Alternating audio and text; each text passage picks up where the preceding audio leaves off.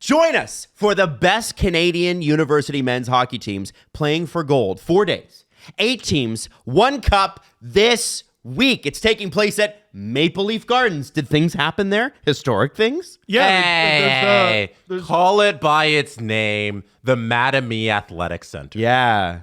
I was going to say Loblaws. When they bought the name to that, I feel like they could have just called it the Mattamy Maple Leaf Gardens. Couldn't they have? Why didn't they do that? No. You know?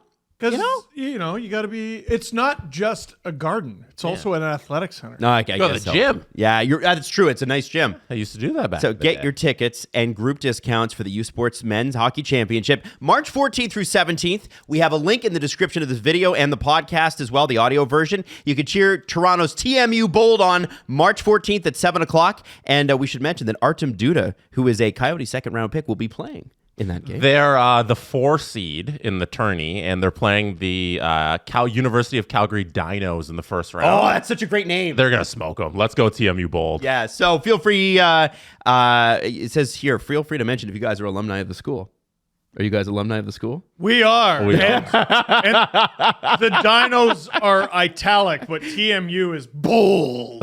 If there's one place that knows hockey, it's this one, the Canadian U Sports Men's Hockey Tournament. Buy your tickets in the description below. Let's do it. SDP, the Steve Dangle Podcast, with your hosts, Steve Dangle, Adam Wilde, and Jesse Blake. Yeah, that was fun. Now, you can't hear it on the edit, but Jesse did just fire both extras and intro at the same time. It was fabulous. Yeah, nobody Great knows remix. that, though. So. Nobody knows that, but I need you to know. I need you to know that Jesse isn't perfect, despite all appearances. Yeah, I hit C on the button instead of A. So, yeah. Good remix. It was good. Great start to Monday. Yeah. Woo. Got a case of the Mondays. Oh, You know, I want you to know that this show almost didn't happen. There was a tragedy. There was a 20-minute power outage, which sent SDPN HQ into absolute a flutter. But we were lucky enough that Toronto Hydro, the good folks there, got the power back on. And believe it or not, and I didn't know this, even if the power was out, we'd be able to do at least a little bit of a show because Jesse's got batteries, and I did not know. Yeah, there's cameras can be used with batteries. Would you just stand up and change them in the middle of a conversation? That's like what we you got. used to? That's what we got Maddie for. Forget Yeah. me standing up and doing it. That's what Maddie's here. No, for. you'd have to do it for old times. Yeah. For old time's sake. Yeah. Yeah. People don't remember that, but there. What's that? What's that? Sling Studio. No, because you need to plug that into the wall. Oh. Yeah. We'd have to just go like physically. we'd have to do SD cards into the camera, which is like okay, you're filming something. We don't have It's not- those here. It's not a big deal. Yeah. SDP cards. SDP cards. There you go. Now, for those of you who maybe don't remember when this show started producing video content, I believe the first that we used to do was like, it was just the first 30 minutes that was on video, right? And then Jesse started doing the whole show. But there would be a time where Jesse would have to get up and switch out the memory cards or switch out the batteries. And so the video, you would go blank for a couple of minutes and the audio would continue on the video. Yep. And then Jesse would have to switch it and it would look amazing afterwards. Like it was flawless. It was amazing that you pulled it off, Jesse. And there was like, because there's rules about certain cameras, they can't video over 29.9. To be classified as a like a photography camera, your video capabilities can't go over 30 minutes. So if you have a regular DSLR, it records up to 29 minutes and 59 seconds or whatever it is. And then if you have certain import laws, you want to be as a video camcorder, you got to go over that time limit, but there are different tax rules for that. So yeah, they only went up to 30 minutes. So eventually we got to the point where we bought two cameras, so that when I switched one, I'd go to the other one, and then we could switch. But there was a point where we only had one camera and one battery at one point. Yeah. So we only had 30-minute recordings. Then we bought two batteries, and then there's be like the 30 seconds it took me to change the battery. I remember I bought that first camera off of Facebook, not Facebook Marketplace, like Kijiji or something like that, for $600, and that was like a That's steal. quite expensive. Yeah, because this For Kijiji? that camera originally was like $1,200 or something like that, and I was like, wow, I got a screaming deal. But all the camera prices have come down since then. Yeah, today that camera's worth like $20. I know, just parts. ridiculous. Election season, we always argue over a bunch of stuff. I want to know how much money we spent coming up with laws for taxes between picture cameras and video camera. What are we doing? Who asked for that? Yeah. I don't know why there are different import laws and tax rules regarding camcorders and photography cameras. Someone had to pitch that. Someone had to push that through. Someone had to draft the law. Someone has to enforce the law. Hold on. Which means people are just going around. What are we doing? We had several committees about the law, and there were recommendations made. And then we had to create a first draft, and then we had to go back and go, are there any holes in the first draft? Yes, there are. We're going to have to do a second draft, and then maybe we might be able to bring it to legislation. And should I get a raise? All in favor? Me! Across all parties. If you're a member of government or you're in the C-suite at a big corporation, you can vote your own. You can vote your own raises in. You know what? It's amazing. Yeah, Comrade Dangle right here.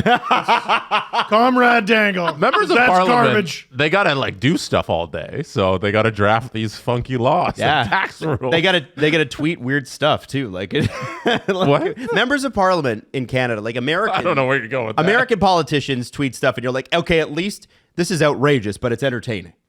Canadian ones are like, let me tell you about this. And you're like, I am so bored, I can't even finish the tweet. Okay, here's why it's entertaining to us, because we're not American. Yeah. It doesn't mean anything. It does affect us. You're just like, lol, you silly goose. That's enough out of you. Yeah. And then you close Twitter and they don't affect your life anymore. Yeah. Well, at least for now. What do you guys think about the election? Let's not go there. I actually, there's a few things I want to talk about.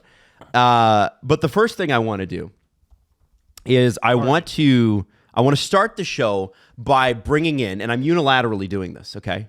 I want to suggest that we have a new award. A new award? You know, we don't have a lot of awards here on the SDP, but I think this award matters. Okay. I think this is awards. There's a big gaping hole for this award, and I think that it's been needed in hockey and really in sports for a really long time. And the award is the Main Character Award. So who will we give the Main Character Award to? Now, believe it or not, this is a great idea. The Main Character Award has you're saying, Adam, but what do they get? What do they get for the Main Character Award? Well, listen, this is the best I could find this morning when I came up with the idea. So it's a birthday boy. But I will get I'm going to get a better trophy for this. I don't even know where you buy trophies. But I went to the dollar store. They didn't have like a soccer trophy at the Dollarama? Nothing at Dollarama. Nothing at Dollarama for that. But they had birthday boys. So we're going to start with a little penny. Yeah, for anybody listening, Adam's got the generic birthday boy pin from Dollarama. Yeah, which I always thought was weird. Like you get a penny, like you get an award for a ribbon thing. For being born? Cool, man. Yeah, birthday I could boy. just take that, and that'll be your present to me. Do you know that it's Steve Dangle's birthday tomorrow? Yeah. So I'm opening this. Whoa. Sorry. You're struggling with that packaging. Man, I gotta tell you. Use your teeth. No, I have fake teeth. They can't. Oh, shit. Yeah. What about me, who should have fake teeth? Can I tell a story about your fake teeth? Yeah. While you try and open that? Yeah. Adam Wilde at the first year we ever went to the Eric Lindros Celebrity Classic in support of Eastern Seals Ontario, was sitting in the locker room, and as you do in a hockey locker room, you get the tape out. Mm-hmm. You know, you get some tape to tape up your shin pads to your body. And Adam Wilde, in the middle of ripping the tape, he used his mouth. And using his mouth to rip the tape, ripped off his fake teeth. That's where I ripped half of one. I have a great photo of it. Yeah, it's a good one. Yeah, I'm pretty sure it's Steve. Like whenever I call him, it's the picture that comes up. Is it still? Me with with half a tooth. And it's like, call Steve Dangle Glenn. After the game, it's Adam's like, I got a broken tooth, but That's it's not. what I'm in your phone as? Yeah. Okay. Because it's over the years, it's combined. So like my mom's one is like, call Mom Dennis. Here it is. No, it's it's not there anymore? No. Okay. I so think because you changed it. I looked at I'll find it. I looked like the guy from Dumb and Dumber. Like it was very, very clearly Dumb and Dumber looking. But anyway, I want to award this Main Character Award to Wes McCauley and the officiating crew at the Philadelphia Flyers game on Saturday afternoon. Was it Friday night? It was Saturday because it was before hockey night. Right. Now, this story is so unbelievable. And this is people are asking, why are you so hard on the refs? And it's, you Leaf fans, you're always complaining about the refs. Let me tell you something. It comes down to this. It's who's got to answer for it. Okay? So players, they have a bad game, they got to answer for it. They got to answer to the GM, the coach, the agent, everybody else, the fans. Oh my God, the fans let them hear it. Okay.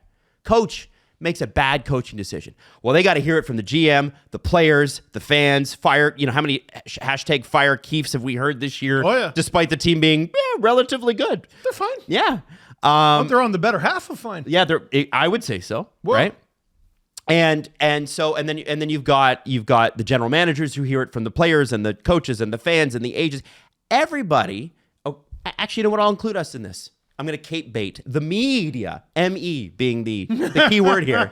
The media. We have to be accountable. We hear it from our listeners. We sometimes hear from the team. We sometimes hear from player security guards. It's all happened, believe me. Yes. And I'll tell you, sometimes you got to think about it for a second. You got to go, okay, if I go forward with this argument that I'm making, what kind of reaction am I going to get? If I really believe this and I know I'm going to get blowback, I better really back it up. I better know what I'm talking about, right? The only people in this dance of hockey that are unaccountable for anything are the referees. And the NHL protects them. And it's happened for a while. And John Tortorella, with his broken hand, how did he break his hand? We don't know. Probably punching a wall. Probably. I mean, are we just going to gloss over? Yeah, I want to know more about the broken hand, I'll be honest. But John Tortorella, along with all the other coaches, were warned before the beginning of this season that the NHL was not going to tolerate any sort of abuse of the officials. They had 2 ejections last year total. This year, it's already at 5. And we have one $25,000 suspension with Sheldon Keefe, who was ejected. And now we have a 2-game suspension of John Tortorella plus a $50,000 fine. Why? That's a really good question. We don't know. Well, he refused to leave the bench. But why did he refuse to leave the bench? This is the thing, right? This is the thing. We only... Before you get into your thing, let me just explain the hand thing. Back in 2020, John Tortorella was cleaning one of the hoofs of one of his horses, and he tore a tendon in his hand. Oh my gosh. And they delayed the surgery until recently, so he had the surgery on his hand to repair the tendon. I prefer 4 years later? Yeah. I prefer my version of events, which is where he punched a wall because he's so intense. No, it was blame the horses. All right. Anyways, you can go ahead. That seems rational. Blame the horses. Go ahead. Yeah, well, I usually do, but that's a Red Dead Redemption tendency that I have. Listen, we don't know anything about these people. We don't know anything about these refs. And I think they'd be more sympathetic figures if we did. Dude, they take horrible abuse. They take horrible abuse all of the time. And I can't remember when we discussed this. If it was before this season or last. Torts and Sheldon Keefe, and there was another one recently as well, another coach recently, were fined for unprofessional conduct. Now, hockey is hockey, and hockey culture is different from grocery store culture. You couldn't behave the same way at a grocery store as you do on a hockey rink or in a hockey rink. But by nature, the way players and coaches act towards refs and the way refs act towards players and coaches is grossly unprofessional. Mm-hmm. And is there any repercussions for that on the refs side of things? If there is, we never know about it. There are 2 mic'd up incidents that I can think of recently. Tim Peel. And both cases, the ref didn't know their mic was still on. Tim Peel said the quietest part loud with his whole chest. Yeah. He said he was trying to find a penalty against another team because the other team, I think it was a Preds Red Wings game, was it? Mm-hmm. And what happened to him? Well, he never reffed again. He was retiring, but he was not fired. He just simply never got. You can't. It's a union. It's hard to fire. Much harder. It is. Well, but no. Whoa. Adam. I've been part of a union. When I was at the zoo. This is relevant information. I love it. I love a zoo story coming in on this. Listen, it protected employees. Sorry, it protected employees. And it came in very handy very often. Every now and then, someone came across where we're like, this dude sucks and should probably go, but union. Yep. One day, someone caught him stealing. Well, you can't steal. Your union's not going to be like, actually, he's allowed to steal. You can't steal. You're out of a job. You're out of a union. You're a ref. You are caught on microphone, on television, fixing a game. Intentionally saying, I'm not really paying attention to what's going on out here. I'm just looking to see if the Preds are on their best behavior. And they know that, which affects the way they play, and you're going to hammer them with the next penalty. You're ruining the integrity of the game. If you're caught on microphone doing that, hell yeah, you're getting fired. So why wasn't he fired? Well, because it was easier to just let him sail off into the sunset. That's your theory. My theory is it's mandated from the top. Well, and to support that point, and I think all 32 teams' fan bases can agree on this, it's a little bit weird that every game ends up within a penalty or two of each other. It's very odd. Except for the Calgary Flames after Dennis Weidman. Wasn't that weird? That's so weird. And we weren't allowed to ask any question. Hey, the team that employed the guy who hurt a ref cannot participate in anything that remotely resembles a hockey game. How many home games were during that stretch where the refs just intentionally, deliberately fucked the Flames for those games? How many home games were there, and can every Calgary Flames fan get a refund for those tickets to nonsensical, illegitimate games? They were illegitimate games. Prove they weren't. They were absolutely illegitimate. Why wasn't the guy canned? Because it comes from above. The other mic'd up situation I can think of is Andrew Peeke, when he was on the Columbus Blue Jackets. I can't remember who the game was against, but he was beaking at the ref. And the ref goes up to the penalty box and he goes up to the camera, and number 2 minutes for whatever. And Peeke is yipping at him, and he's not mic'd up, so you can't hear what he's saying. But before the ref's mic turns off, he goes, "You shut the fuck." You've never seen that clip? I forgot about it. It's hilarious. All you need, you know what you need to do? YouTube, type in search bar, Andrew Peeke, shut the fuck up. That's what I did, and I found it. You shut the fuck. I'm sorry. That's not unprofessional conduct. That's grossly unprofessional conduct. Was he fined for that? Was he taken off of games for that? We'll never fucking know. Because, tell you what, Alan Walsh has a point. It's a kangaroo court.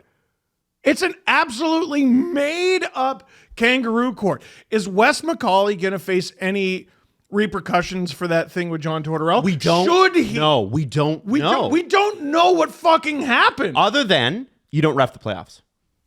Which fat chance he's going to get every game 7, like he always does. So here's the issue, and I think you made a great point off the top, I don't think enough people are talking about this. Okay, and the reason, you know what, I'm actually, instead of just calling it the main character award, we're going to call it the honorary Wes McCauley main character award. Retire. Presented to the main character. Retire this week in the NHL. No, I what I'm saying is, I think that you make a great point in saying that if we knew more, there would be a more sympathetic view of the referees. I've heard from I know Tim Peel was like calling out Leaf fans the other day on his podcast, and I'm like, maybe you just don't understand what it's like to be a fan. His Twitter's got to be studied by science. And then every conspiracy theory you've ever had about NHL officiating is just confirmed by him on a daily basis. And what I will say is that ESPN's referee guy, Dave Jackson's always been respectful. He's always been honest and said, this is where you're wrong and this is where this is bullshit, and I think whatever. But at very least, he's been super respectful. I have nothing but good things to say about him. But here's my point. If we knew a little bit, we would feel a little bit better. And what I'm so sick of, I'm really sick of this, is but the refs take so much abuse. So do the players. So do the coaches. So do the general managers. And so does the media. All of us who are partners in this dance, by the way. We could all be All a of little us. nicer. We could all be a little nice, but the reality of the situation is when the games are happening, the players take more than verbal abuse, physical abuse, and they sign up for it. Refs, if you want to be a ref, you sign up for a little bit of, I'm going to deal with hotheads, and I don't think any NHL ref would be mad at that. I want to know why John Tortorella was fined. If John Tortorella said something horrible and it was in the heat of the moment and he regrets it and I apologize and it's worth $50,000. If it's really just comes down to John Tortorella swearing at the ref and going, you don't know what you're talking about, ultimately, and he gets 2 games and $50,000 for that because he didn't leave the bench, quote unquote, I think that is outrageous. I think that you need to be, if you're going to have a public sport, right? This isn't behind closed doors for rich elites. Although Toronto, you can make the agreement or make the argument. This is for the public. The public gets to hold everybody accountable except for the refs, and that is the problem. Because if you made the refereeing accountable, then the NHL would have to change a bunch of stuff. The NHL has loud and clear told everybody, every hockey fan, accountability is a one-way street. At the beginning of the season, we told coaches, cool it. They haven't cooled it, so we're dinging them. Officials, rule the roost. Do whatever you want with impunity. And even if you do step out of line, no one's ever going to know about it. Whee! Go and do whatever you want. Let's embolden these already sensitive dudes. And just first period, you're gone. Come on, man. Yeah. What are we doing? What end of the game? Someone's losing their temper. I understand. Yeah. First period. I like this. The governor of the Flyers and Comcast Spectator Chairman CEO Dan Hilferty said, whatever fine the NHL tries to send to John Tortorella, they're going to pay it. Here, he said, can I give him some financial advice? He should have said that after they levied the fine. I think Flyers he said it before, and then they made it 50. You think the extra $25K was for him saying that? Not necessarily, but there's a greater than 0% chance. Here's what he said. I'm really proud of Torts for standing. By the way, he's the Comcast CEO. $50,000 is nothing to this team. I know. I'm really proud of Torts for standing up for his and our team. This new era of Orange is about having each other's back. Last night, Torts had our collective backs. I respect any action the league might feel is needed to take it, but if it includes a fine, I am paying it. And here's what I love that for the Flyers, because their fans are going to eat that up. Rah, rah, rah, rah, like rabble, rabble, rabble, rabble, right? Like, yeah, absolutely. Secondly, they're trying to build a winning culture in Philadelphia, and it's working, right? Look at what they've done this year. Well, maybe look at how much the Maybe players not that love each game. other. Maybe not that game, but you understand what I'm saying. Yes. And frankly, and we do this every year, and it's getting progressively worse. The refereeing, the more it's come under the spotlight, the more that things like legalized gambling are happening, the more it's going to be scrutinized. Well, Adam, I'm glad you brought that up. It's another gaze into the NHL's priorities. Shane Pinto did what he did. We still don't even really know what he did. But it was against his contract. It was against the rules. 41 games, you're gone. John Tortorella, mean and yelled at the refs and got kicked out of the game. And when he got kicked out of the game, refused to leave. 2 games. Wield your hockey stick and swing it like a friggin' bat. Go back and look at Pietrangelo on Leon Draisaitl last year in the playoffs. Go back and You don't have to go that far. Go to Trouba. Yeah. Like, Trouba on Trent Frederick is still one of the most mystifying. There's no justification for it. No. There's no justification for it. But he didn't mean to, you guys. But fucking who cares? But he didn't mean to. Who gives a flying fuck? But guys, the Who 2-game cares? suspension is something I have the most problem with, because it comes out of nowhere. Like, there's no precedence. There's no understanding of why it's 2 games. I don't think I've ever seen. It's ridiculous that he has to sit out these 2 games. The last coach I can think of getting suspended was John Tortorella. So I'm not actually sure. I don't understand where 2 games comes from. And I think it's absurd that he It gets 2 games. comes from an official's feelings are far more important to us than a player's health. Yeah, but And that has to do with the NHLPA. That's what the fine is for. That's why you doubled the fine from 25 to 50. Where does 2 games come from? They pulled that out of their ass, and it means nothing. You know what? These guys are on headset all game. If I'm John, how are you going to catch me? How are you going to catch me? You all got earbuds in. We all got microphones. It's 2024. Fuck you. You go sit in the video. I'm coaching this game from the 6th deck. You go sit in the video room and Fuck yeah. you just do it in the little microphone. Welcome to the future, asshole. Yeah. Get fucked. That's what I'm doing if I'm John Tortorella. Like, That's ridiculous. It's what's wild too is like who has a more extensive relationship than John Tortorella and Wes McCauley in terms of coaches and officials. Wes has been Sheldon and Yeah. that's a little different. a little more complicated, but Torts has been a head coach in this league.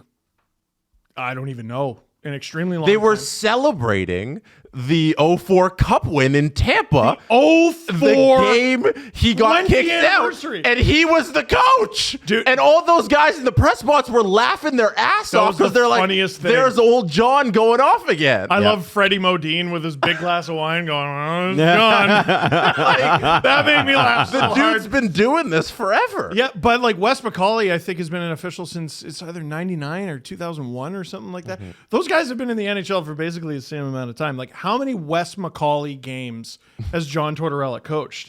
How many John Tortorella games has Wes McCauley officiated?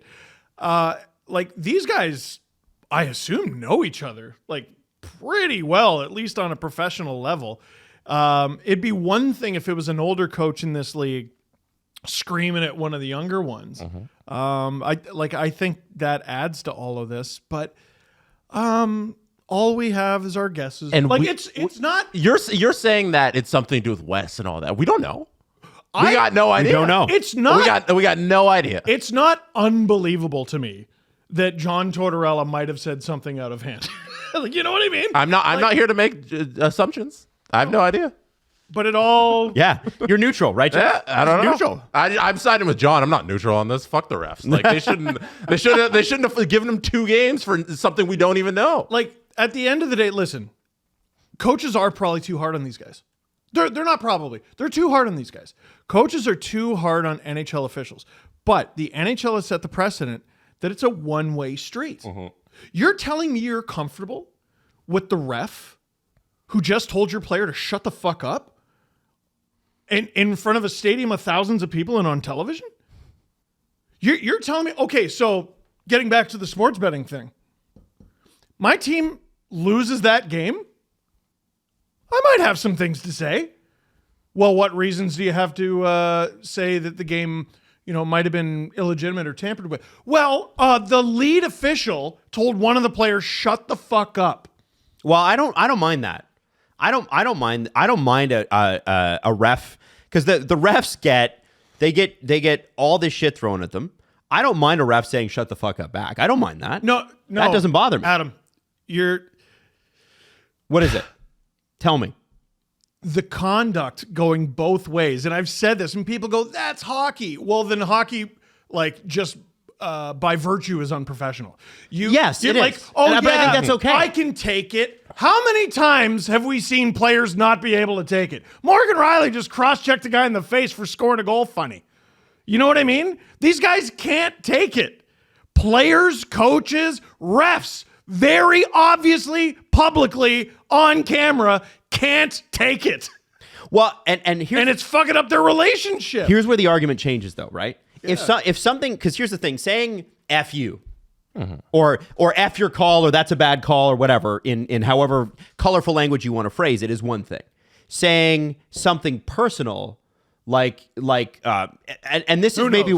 Who knows what could be said, but it's like an argument with somebody that you love. You try to make it about the action. You never make it personal, right? It's never personal. It's not, hey, you say that was stupid, not you are stupid. And maybe that's what the NHL is trying to say is like, listen, criticize the call and whatever, but don't act like a clown, right? And don't make it personal. And I know that people make it personal all the time in the NHL, and people are like, well, everybody's so soft. Well, this is the thing, is that here's how the refs come across. Everybody talks about how soft the NHL's going.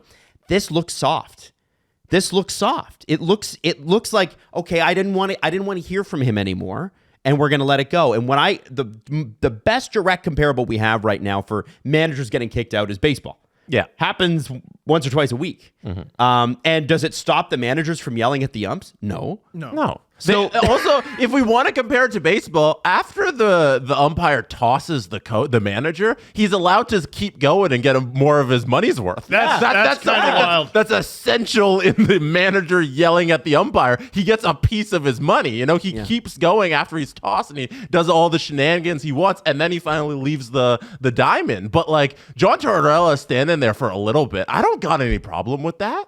Like, if he got tossed in that moment, that's a regular tossing. We saw it happen with a couple guys in the recent, like Cronin got fined, Sheldon Keefe got kicked out. Cronin, that's the one. Like, Yes, it's happened in the last couple weeks. And him standing there for a couple minutes being an asshole, not leaving, that's not 2 games. I don't understand where the 2 games comes from. Establishing dominance. That's ridiculous. That's all it is. It's establishing dominance. By the way, just don't forget that you're here at our behest. You're lucky, and that is, by the way, that is head office's way of controlling the game. It's the referees. Who issues this suspension? Because it's not George Peros. It's Colin Campbell, who shouldn't have a job. That's who's in charge of this? Yes. So Can we talk about that There for a was second? Yeah. oh, absolutely. There was a Colin, tweet by the way. Colin Campbell. Colin, my bad. Even better.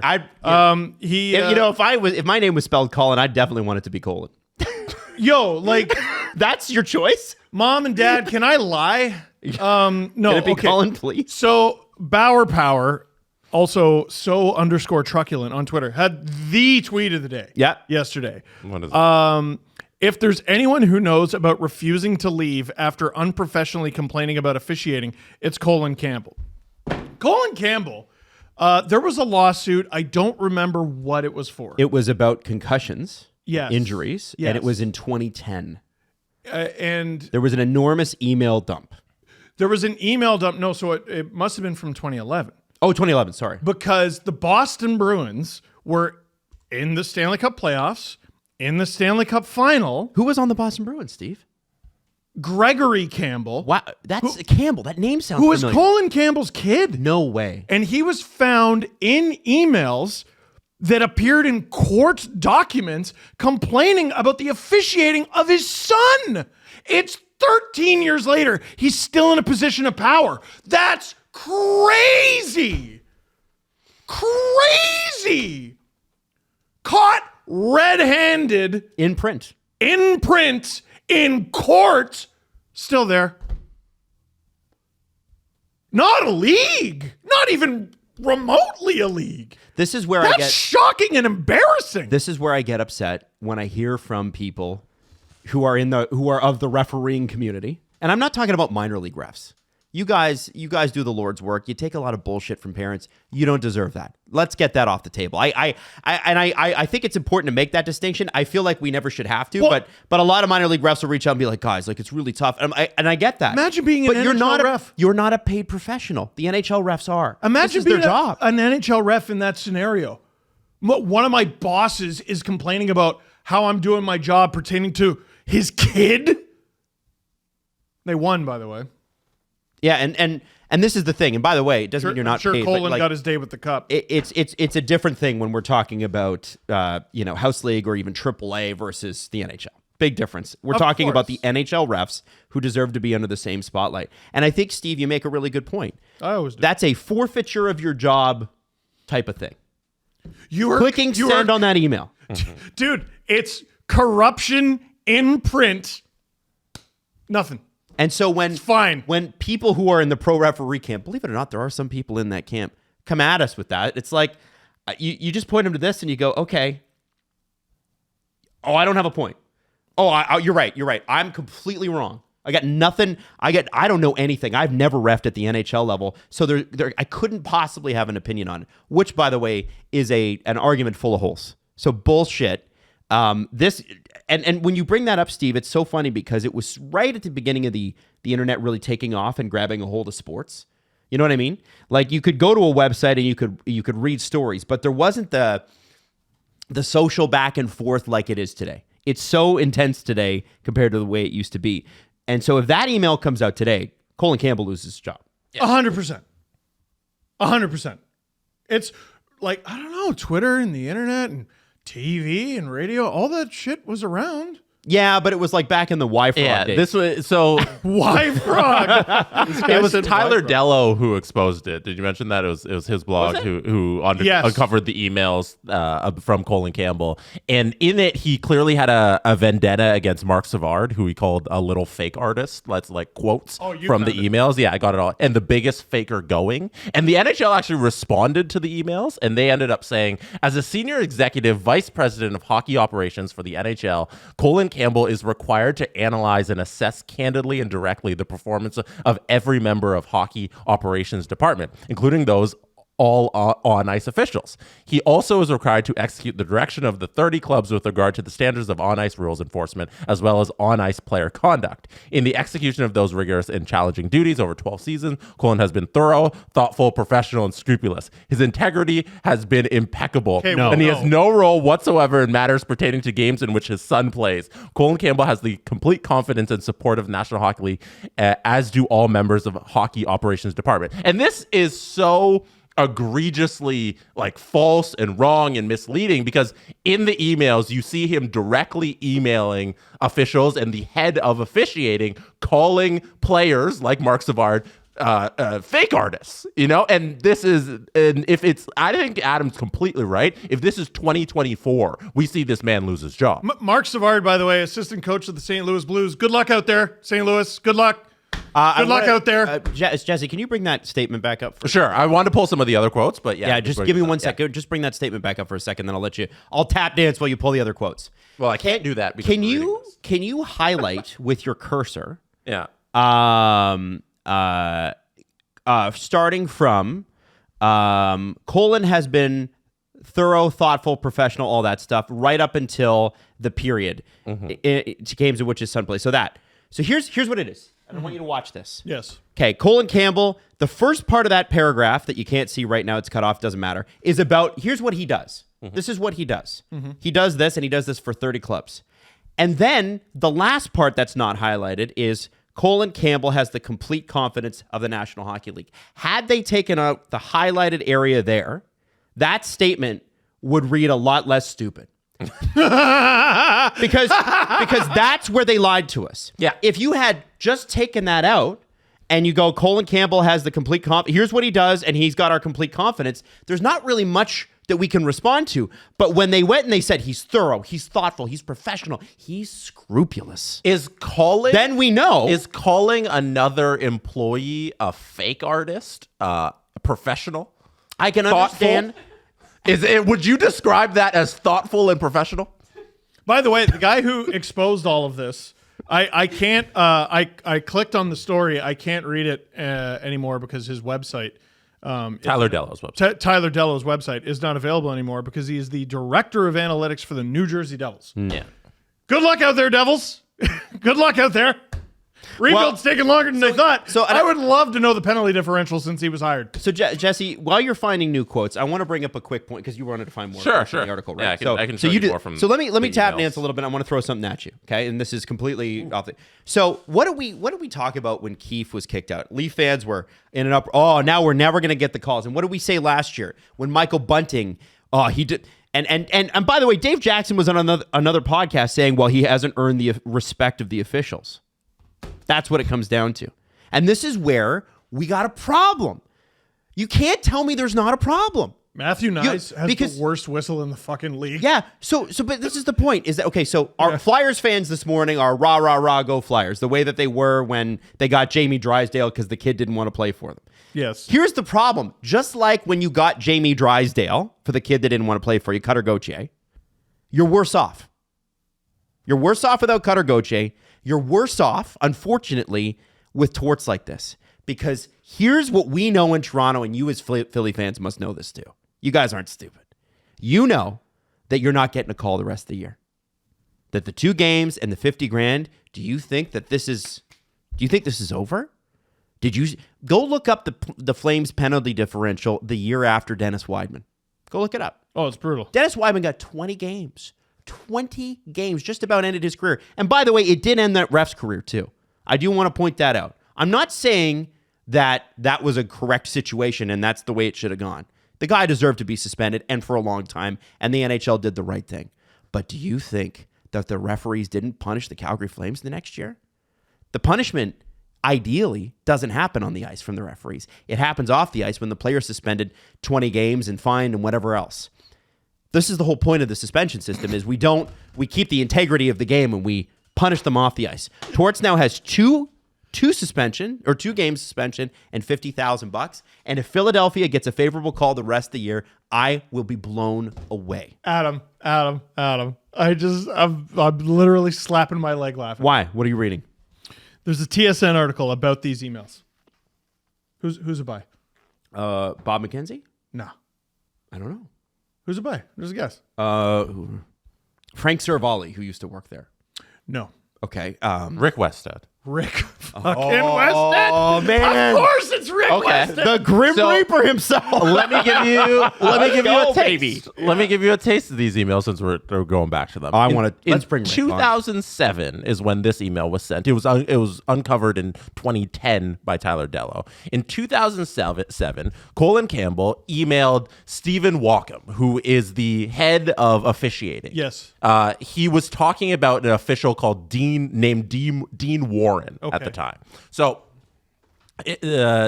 Colin Campbell writes to Stephen Walkham, a bend in the road is a dead end if you round the corner and Dean Warren is standing there.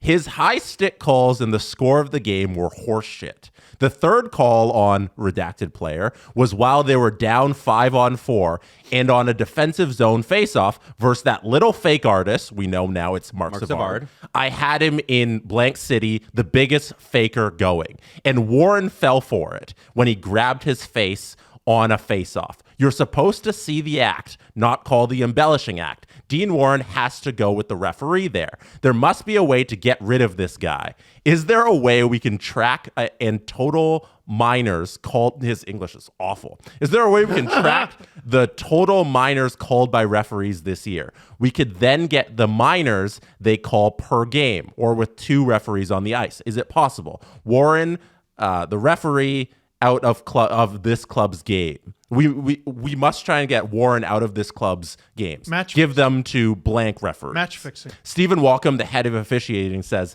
that's funny, yet not funny. I think we have that data, but it may work in his favor. That's why I'm against data and more about IT. I don't know what IT What's IT is? I don't know. He doesn't have it. test. Oh, yeah, maybe. Honestly, maybe. Oh, shit. He doesn't have it, never had it, and is average at best, probably never get it. Okay, I'm going to stop. So there we have Colin Campbell emailing the head of officiating about calling an NHL player a fake artist, calling for a referee to not officiate another player's game because he's falling for too many fake plays. How is that different from professional wrestling and getting a special guest referee in there? Like to make sure the match goes a certain way? So that Colin Campbell is happy with how the games are officiated? What the fuck? 13 years since these came to light. This was 2007. Mm-hmm. This was the year I started making videos. This is when they were sent. Nearly 2 decades ago, that email was sent. 4 years later, it came to light. Still his job. If you want to know how the NHL works, here's a window into it because this stuff hasn't changed. These emails, I assume, are still going on. Mm. Oh, yeah. And because, again, the NHL learned from this experience. They were smart. When this happened, they said, okay, well, why don't we not do that in emails? Because frankly, here's what happens, right? You these emails can come up in lawsuits. Mm-hmm. So what do you say? Let's not write it down. Let's have a phone call and then go, I can't remember what happened. Mm-hmm. So that's what you do. Just don't create a paper trail. This is sent to Mike Media One. I don't know who that is. I'm sure it's in the rest of the article. We should absolutely link to this article down below. Not enough people have read it, obviously, because this person still has a job. Here's another email. And again, so this is part of the concussion trial, right? Mm-hmm. Mm-hmm. That's how the emails came to light, yes. So Colin Campbell says, yes, but if we said shoulder checks were in any manner, we shit the bed on about 10 others this year alone where shoulder checks injured people. Let's face it, Mike, we sell rivalries. We sell and promote hate. And when a player, this is fucking real, by the way, and when a player hits another player legally, we can't drill him because redacted. We need a reason. Jumped and targeted the head, late, unsuspecting, elbow, none of the above. Redacted knows the rules. Thanks for explaining on Nesson. Takes balls where they want blood and a lynching in Boston. And then redacted again. So, you know what? Making sure. And whenever someone goes on TV and they push your agenda, good little boy. Good little boy. Who's a good little boy? Where's that spot you like? Right above your tail? Right with that bum at the back? Everybody likes that spot. It's a good boy. spot. Get that leg going, good little boy. People bet real money on this sport, eh? I know. That's crazy. And that's one of the emails from this. It's unbelievable. And sorry, the reason this has come to light is we're not playing the NHL's greatest hits. It's because it affected a decision that happened yesterday. Yeah. I wish these emails came out in 2024 and there would be so much more pushback, because I think hockey fans are smarter and the internet age allows for the audience to have more input. And I think there'd be so much more blowback and you'd see a lot more coverage of it. And this guy wouldn't have a job. In this article in 2010, one of the final paragraphs reads, "It's hard to believe that Colin Campbell will keep his job much longer after this." God, I love Rick. All of the chatter in India, this was from NBC Sports. This wasn't Rick. Damn. But all of the chatter in India, I know, that made a wink and a nod about how Campbell plays favorites is no longer funny when it's actually to be true. So back in 2010, these emails were supposed to sink him, and they never did. And we sit here all of these years later, and he's still making ridiculous decisions like suspending John Tortorella. And it's crazy that we're still here. Hey, just to remind you, the semi-annual, semi-weekly Wes McCauley Main Character Award will be awarded from now on. Hey, you know what? First recipient is Wes McCauley. I thought you gave it to John Tortorella. You know what? No, I gave it to Wes McCauley because Wes was the main character. Not a Hand fan on of this heart. award. You don't like this award? I like this award. Adam, hand on heart. You know what? Give it some time, God damn it. Hand on heart, a sincere apology to Wes McCauley. Because the problem goes so far beyond him that he's just another pawn on the chessboard. Yeah. There's a lot of some enablers that run rampant in the NHL head offices. He's some guy. Yeah. Man. He's some guy. He's just been there longer It's than other guys. it's a top-down problem. Yeah, They've all been there for 40 years. As long as all these guys have a stranglehold on the league and they stay in charge forever and won't retire and won't leave anywhere else, Wes McCauley retires, it'll just be the next guy. Yep, absolutely. And with that, let's do the BetMGM big story. So let me ask you this. Austin Matthews, the pursuit of 70 goals. He has already missed a game this year, so you can't average it over an 82-game season when you're doing the calculations, okay? It's 81 games. No, he's missed two. Oh, he's missed 2? I think so. Okay, because damn it. I wrecked my whole thing because I thought. Oh, no, really? So here's the thing. Okay, this is what it would have been hilarious. Maybe I'm wrong. Maybe I'm wrong. I think if he's missed 1, he's on pace for, are you ready for this? 67 goals. No. Yes. Isn't that crazy? Like, he's scoring at such a ridiculous pace. I just thought 1967. You see? That's no. I thought, why didn't you go there? Because I was thinking 70 and also I have a newborn. Yeah. Where was I going with that? He's scoring at such a ridiculous pace that when he doesn't score, his season total plummets. Right. Right? Like Yarncroke doesn't score next game. It's probably fine. It will be okay for his total. Yeah. But Matthews doesn't score. All of a sudden, I don't know. Is he going to get there? He fell off. And meanwhile, he's going to end up with like 65. Yeah, he has one goal in his last 5 games, and that was against Buffalo. You know my thoughts on this, and it's not very scientific. I want to bet on him to hit 70 because it's more fun.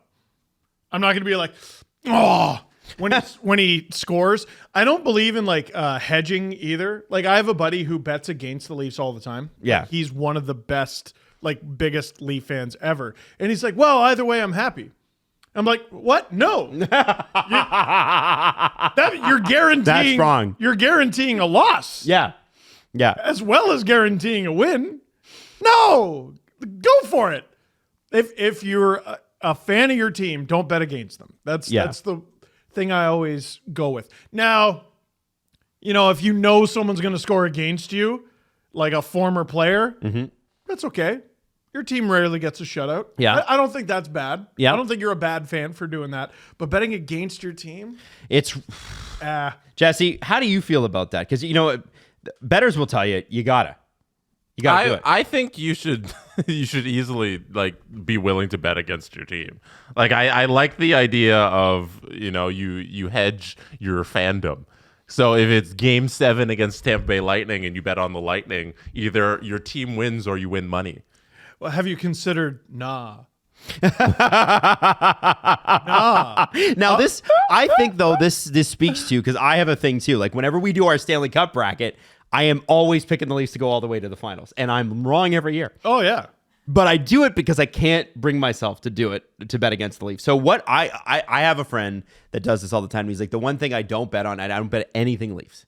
He's like, so then I don't have to bet against them. Yeah. Now, when it comes to Matthews and 70 goals, Steve, would you take it? Would you put a $2 Steve on that? Well, $2 Steve, I would. But the news that Marner might be out a little longer than we thought, not looking good. Okay. So Jesse's confident. Steve, not so much. That is your BetMGM big story for this week.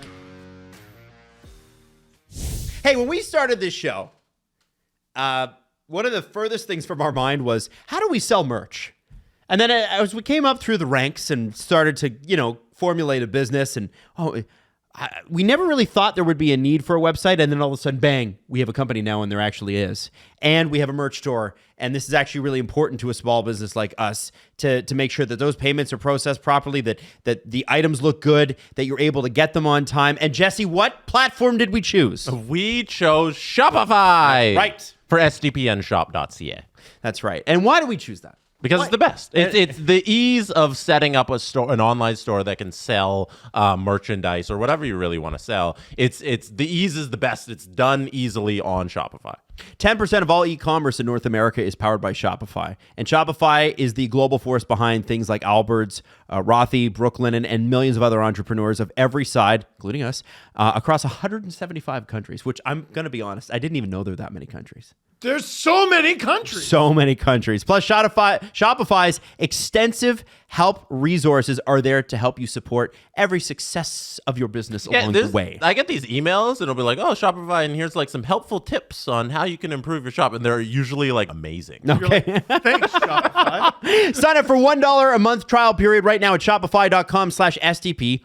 All of it's lowercase. Again, it's shopify.com/STP. Now, to grow your business, no matter what stage you're in, it's shopify.com/STP. I don't know where in the show this part's going to go, but I can tell you that as of the actual timing of this show, this is the end of the show. We've already finished the show, but Steve needed to come back, and Jesse's thrilled about it. Right, Jesse? Yeah, no, I think this is a crazy discovery that Steve just uncovered. I asked Adam, I go, what team in the league gets away with the most murder? And I said Boston. You said Boston. Where Gregory Campbell played. Right. And what team in this league gets away with the second most murder? And then I chimed in and I said Florida. Gregory Campbell. And I Googled it out of pure curiosity, is the assistant general manager of the Florida Panthers. I had no idea, and he's the GM of the Charlotte Checkers, who I guess is their farm team. I think you just leave that information. You don't say anything about it. It's a fact. I just think it's funny how it is a fact of life that Colin Campbell's son is the AGM in Florida, and that's it. There's no commentary to provide. Just leave it. The Pittsburgh Penguins. Oh, Adam. The Pittsburgh Penguins. What do you want to talk about? Well, this is interesting, and I heard a stat. They've had a really rough 8 games, right? Mm-hmm. That's 10% of the season, basically. Really rough 8 games. That is 10% of the season. Yeah. So over those 8 games, they've obviously been outscored. Can you tell me what it's been? I did see this last night, but I already forgot it. So I'm going to say 21-7. 21-7. That would be ugly. Yes, it would. Jesse, do you know the stat? No, but I know their last couple games have been ugly. They've been ugly. Yeah. They've been 4-0 the Oilers, 5-1 to the Bruins, 6-0 the Capitals. Yeah. They did beat the Blue Jackets, 6-1 to the Oilers. Oh, I'm already wrong. 4-3 to the Flames, 2-0 to the Kraken. Penguins did beat the Canucks in the OT game, and everybody's like, "Well, that could be it. Maybe they're not selling." They have over this 8-game streak been outscored 30-10. Holy whoa, I was right 3 times. Yeah, Wow. your multiples were correct. Yeah, I just had the wrong numbers, but the right fraction. That is so ass. I feel bad for Penguins fans. I feel bad for. I know a lot of people just shouted. I don't. But they've always been quite nice. Except for at that time where I talked about Crosby getting traded. Speaking of which, it kills me seeing this happen to Sidney Crosby. Mm-hmm. Like, he's going to go down as one of the greatest players of all time. He's a top 10 scorer, I think, already. He has a shot at like catching Yzerman. And this is something I talked about on Sportsnet like 10 years ago. And it seemed so ridiculous and so many things needed to fall into place. And seasons were shortened since then, and he's still probably going to get there. It's crazy. Mm-hmm. What I don't want to see is what happened at the end of Gretzky's career. Like that last season in New York, boo. Well, they offered to trade him to any team he wanted, and he just said, "Nah, I'll just stick it out." And they didn't make the playoffs. 63 points. Yeah, they didn't make the playoffs. 63 points. 9 of them were goals. No shot at a Stanley Cup. I just don't. You want him to see him go out like Ray Bourque did.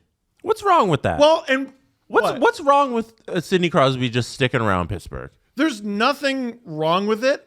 I would feel better about it if it didn't so obviously kill him. He has 3 Stanley Cups, and if he's okay with just being a part of a rebuild for a couple years and then riding off into the sun into Mario's basement, I feel like that'd be fine. Like I don't feel bad for Sidney Crosby if that's what he's okay with, you know? Well, it's funny. There's a term that is used far more in like basketball content that I watch. I've never really seen it in hockey content, but ring chasing, ring culture, ring culture. Like Sidney's won his rings. Sidney's won his rings, but he could win more. And these are the conversations that you get into when you're an all-time great. He's an all-time great. What's wrong with 3 cup rings and leaving a legacy in Pittsburgh where you help bring in the next crop of guys? Yeah, what's wrong with 18 years of success and 3 years of tumultuous Kyle Dubas rebuild? Well, and how did he come into this league? They sucked. They're on a terrible Pittsburgh Penguins team. Terrible, terrible, terrible. Living in Mario Lemieux's basement and coming up under the tutelage of another all-time great who he's probably going to pass. But at least like in that first year where Crosby was there and they sucked, at least they know they're building towards something. Now it's a part of being the tear down. Oh, So yeah. can I answer your question, by the way? Sure. Because I really like that question. What's wrong with it? Yeah. It's boring. Damn. Fucking boring. For man. who? Not Pens boring. fans. Hockey. I think Pens fans will be rejuvenated by hope. Remember, we're selling hope or we're selling success here, right? Like we got to sell something. There's going to be a chunk of Pens fans who are like, what if you just take the trade, Sid? Well, and wouldn't it be, do you think Pens fans would be upset to see him play with Nathan McKinnon and potentially go for a cup? Bruins fans didn't seem too upset about Bourque playing with Colorado. Yeah. He's done all he needs to do. Now, it obviously comes down to Sid, and from all reports, he's as loyal as they come. He wants to stay, he wants to do. The reality is that the timing doesn't line up. Likely, unless Kyle Dubas pulls a rabbit out of a hat. And so from a purely selfish standpoint, I want the story of following Nathan McKinnon and Crosby together, or Sidney Crosby gets traded to his favorite childhood team, the Montreal Canadiens, or why not? Yeah, I mean, that'd be cool. I mean, it'd be awful for us personally, but again, I just think if Gretzky's last season, that if he had accepted a trade and went to the playoffs, that's way more interesting then I ended it in New York or whatever. But that's what Gretzky wanted. And what it comes down to is what Sid wants. Personally, I'm hoping that either the Penguins turn it around and make it interesting next year, or Sidney Crosby goes, you know what? I would like a run, and I want to play with my buddy Nathan, or I want to go play for the Montreal Canadiens. I think I'm in the minority in that I think there's something special about him staying in one place for his whole career because of how rare it is across professional sports. I think it's so you don't get the Steph Curry being a Golden State Warrior for his entire life. You know, you don't get Kobe staying with the Lakers his whole life. I'm using a lot of basketball guys because it's so rare. Like, I think it just to have Crosby as a Pittsburgh Penguin for his entire career would be special. And I think there's something magical in that in its own right. Just as there's something great about Crosby chasing a cup with the Avs, I think there's something special in that him staying in Pittsburgh for 20 years. It's rare in hockey too. So let me go through this. Wayne Gretzky, top goals, top everything, top point scorer of all time. He played on 4 teams. Yeah. Jaromir Jagr played everywhere. Yep. Mark Messier is number 3. Played on a bunch of teams. Gordie Howe played on a bunch of teams. Ron Francis played on a bunch of teams. Marcel Dion at number 6 played on the Kings, the very end of his career. Rangers didn't do it. Did he play for the Red Wings too? Marcel Dion? Early. That was I'm not early. sure. Well, you know who did play for the Red Wings? Number 7, Steve Yzerman, 1,755 points. Sidney Crosby's 12th all-time right now, 1,566 points.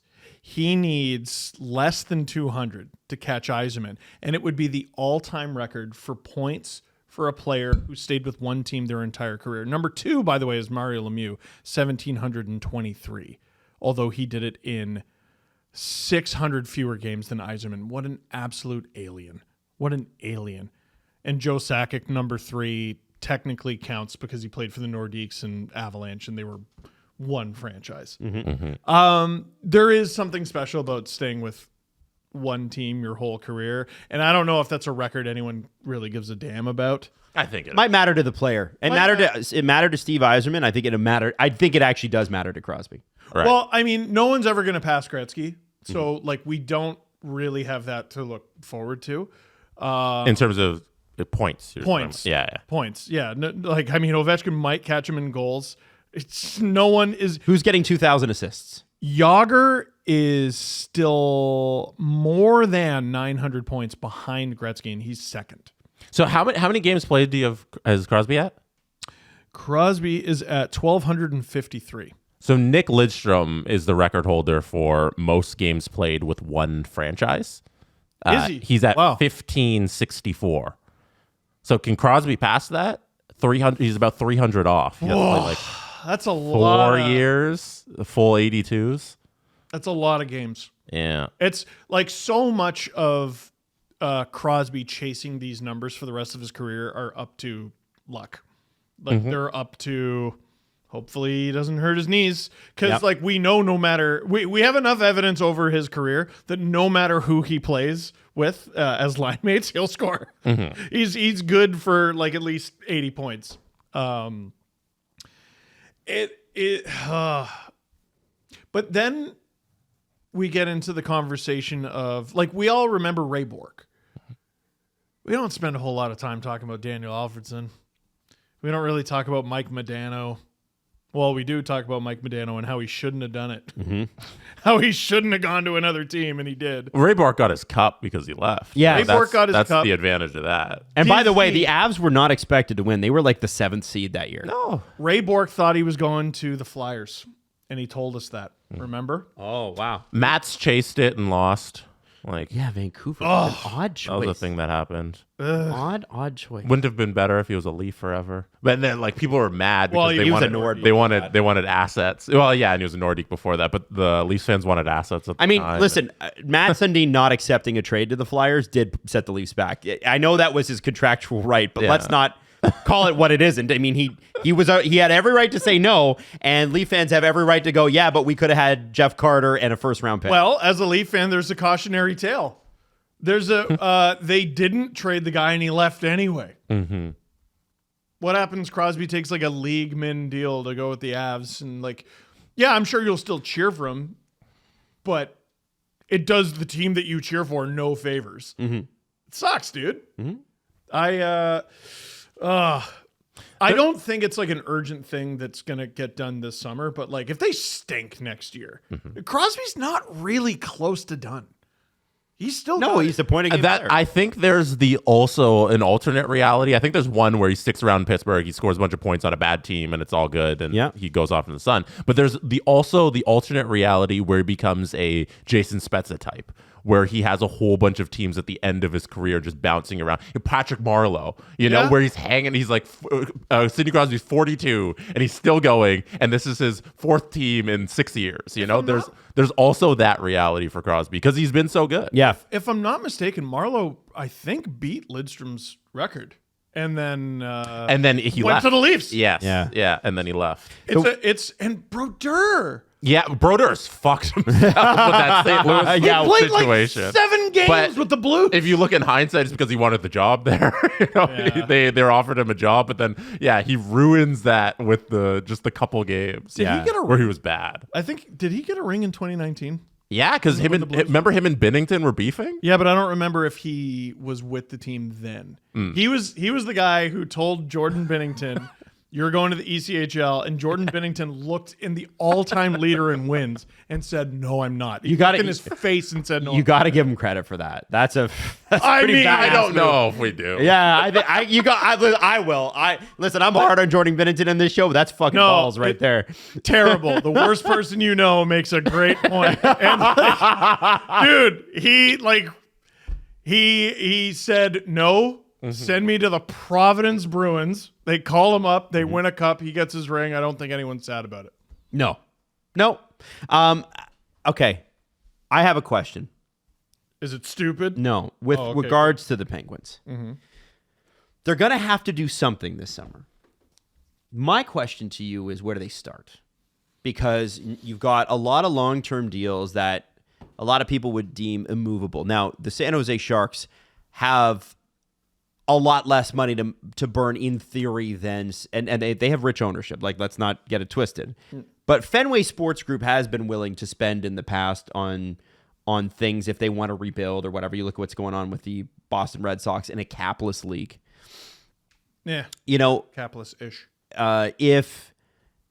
If you're going to start with somebody who might be worth something, is it Geno Malkin? I mean, at $6 million, I think a lot of teams would take that guy. Why isn't he in the same conversation? He should be. He absolutely should be. I think it is because North America versus a Russian.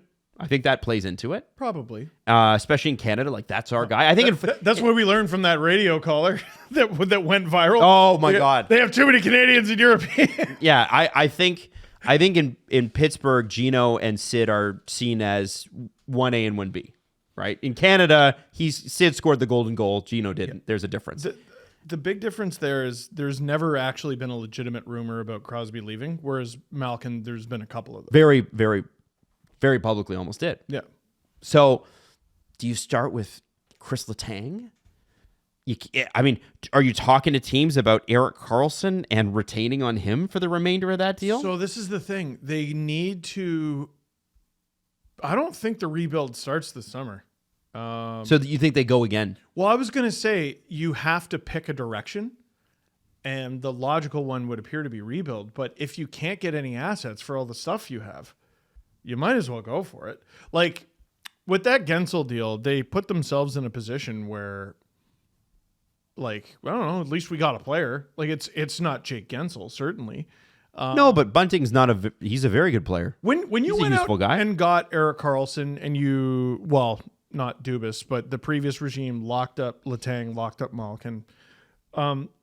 Jeff Carter. Oh, you committed to going for it for like a while. You don't go out and get Erik Karlsson for $10 million and then go, never mind, after one bad year. That's just not how it works. So I think they try to win again. I want to ask you guys a question. When is it a good idea to ask players what they think and let them set the course? Always. Okay. I would argue never. Here's my issue with Pittsburgh. Oh, sorry. I understand the question. Yeah. I thought, yeah, go ahead. I think you mean the opposite of always. Yeah. This is a good point that you're about to make. I'm going to point specifically to one of the most storied franchises of the NBA. And that would be the Los Angeles Lakers. The Los Angeles Lakers won a bunch with Kobe Bryant. And everybody talks about the Mamba mentality and all those things, and they should. Kobe Bryant deserves the credit that he is given. But people do forget that Kobe Bryant stuck around a little too long, made a few too many personnel decisions, and the last couple of years when he was with the Lakers, they were unwatchable. And his body was failing him too, and he still wanted the ball all the time. There's lots of things that were going on. Sidney Crosby is not Kobe Bryant. They're different mentalities. The Los Angeles Lakers of today continually ask LeBron, what do you want to do? And Howard's been a GM for like 12 years. And he's won a championship in LA. Yeah. But then what's happened? A lot of buddies coming through. Yeah. A lot of buddies failing out. Look at what happened with Russell Westbrook. Could not have been a less popular Laker than him. Who put them in that spot? And so I go to Pittsburgh and I go, okay, if I'm going to ask this legendary player who is 1A, 1B with Mario Lemieux what he wants to do, I know what the answer is going to be. The answer is going to be, let's go for it. I'm in the back half of my 30s. Let's go for it. And I need to keep all my friends around. Burke and Ron Hextall, who signed the Letang and the Malkin contracts, were ready to move on. But Sid said, let me put in a call. I want them to stay. And that money, now I'm not saying that Hextall or Burke, given their last few years in the league, would have spent it wisely. But when you ask a player what they want to do, they're going to say go for it, and they're going to say keep my buddies around. When Chicago talked, we lost in the first round. What should we do? Guys, Jonathan Toews, Patrick Kane, what do you think? Pekka Rinne ruined that dynasty. He wrecked it. We need Brandon Saad. Do whatever you can to bring Brandon Saad. That's what was missing. You know what we'll do? We'll trade Artemi Panarin for him. That trade aged like milk. It was bad the day one, and people tried to explain that it wasn't. Guys, I understand the thought process. It sucked. I understand the thought process too. But if you're going to ask a player, they get one season, and then you pick the direction from there. And Kyle is, from his time in the Leafs, a respectful guy, a bit stubborn, certainly stubborn, but also I would say he's a dichotomy, because in one way he's a bit romantic in terms of I want to do right by the player and I believe in dynasties and this and that. The other side of it is he can move on from his own mistakes really quickly. Kyle Dubas now has to take responsibility for where this team has gone. They asked Crosby what he wanted to do. We now know what the results are. It is now Kyle Dubas's turn in year 2 of this 7-year deal to take control of the Pittsburgh Penguins and say, sorry, Sid, I know you've been great here, but what you want is second to what my job is, which is charting the course of this team. Your job is to get on the ice and be Sidney Crosby, and we want you to do that. Fenway Sports, Kyle Dubas, everybody else, they got to stop asking the players. They now need to pick a direction, because Pittsburgh cannot do this again next year. Hey, I have a piece of feedback. We're saying Kyle Dubas' name too much. And maybe the smartest move he makes this offseason will be getting a general manager. Yeah. I think one of the most egregious decisions he made last summer was to hire himself. I think they're waiting for Brandon Pridham. Maybe. Sure. Maybe, but there's other people. No, there isn't. Michael Bunting is a Pittsburgh Penguin. Okay. What is Kyle Dubas? What does he love? The conversation, Steve? what? What does Kyle Dubas love? He loves his guy. Loves his guy. You can't just rebuild the Leafs front office in Pittsburgh. I think he wants to. Why not? He did it with the Sioux, and then he brought him to the Marlies, and then he brought him all. Sheldon Keefe will coach the Penguins. Sheldon Keefe will coach the Penguins. Sullivan's got 2 years left. Keefe's got 2 years left. Where do you think this? Those guys are definitely getting fired around the same time too. Absolutely. Yeah, I think. Sheldon Keefe will be a Penguin. I wonder what the new directive for Kyle Dubas is. Is it to win a Stanley Cup in 5 years, or is it to win it in 3 or 2? Like, what is his next path forward? Are we looking at a long rebuild where you had 20 years of success? Now it's time to take a step back and rebuild the franchise back up, or is it his attempt to retool on the fly and win it in 2 years? Like, I don't know what the clear directive is for Kyle Dubas, and I'm curious about that. We're all forgetting the most obvious scenario. And we're about to find it out in about a month and a half. Macklin Celebrini, you are a Pittsburgh Penguin, because this team, every time they need to, they get the next guy. They get the first overall pick. They ride him to the moon. Their pick is currently top 10 protected. It's the Erik Karlsson pick, so it looks like it'll be well in the top 10. They're 5th last, I think, or like 6th last right now, depending on how the lottery balls bounce. So they had a shot. 6th last in the league? I believe so. Let me check and see. Right now, the Penguins at 25th, so 7th last. What? Yeah, that's really bad. They dropped below Buffalo, who won a game, and Pittsburgh lost 3 in a row. The Canadians could pass them. They're at 58 points. Well, not really.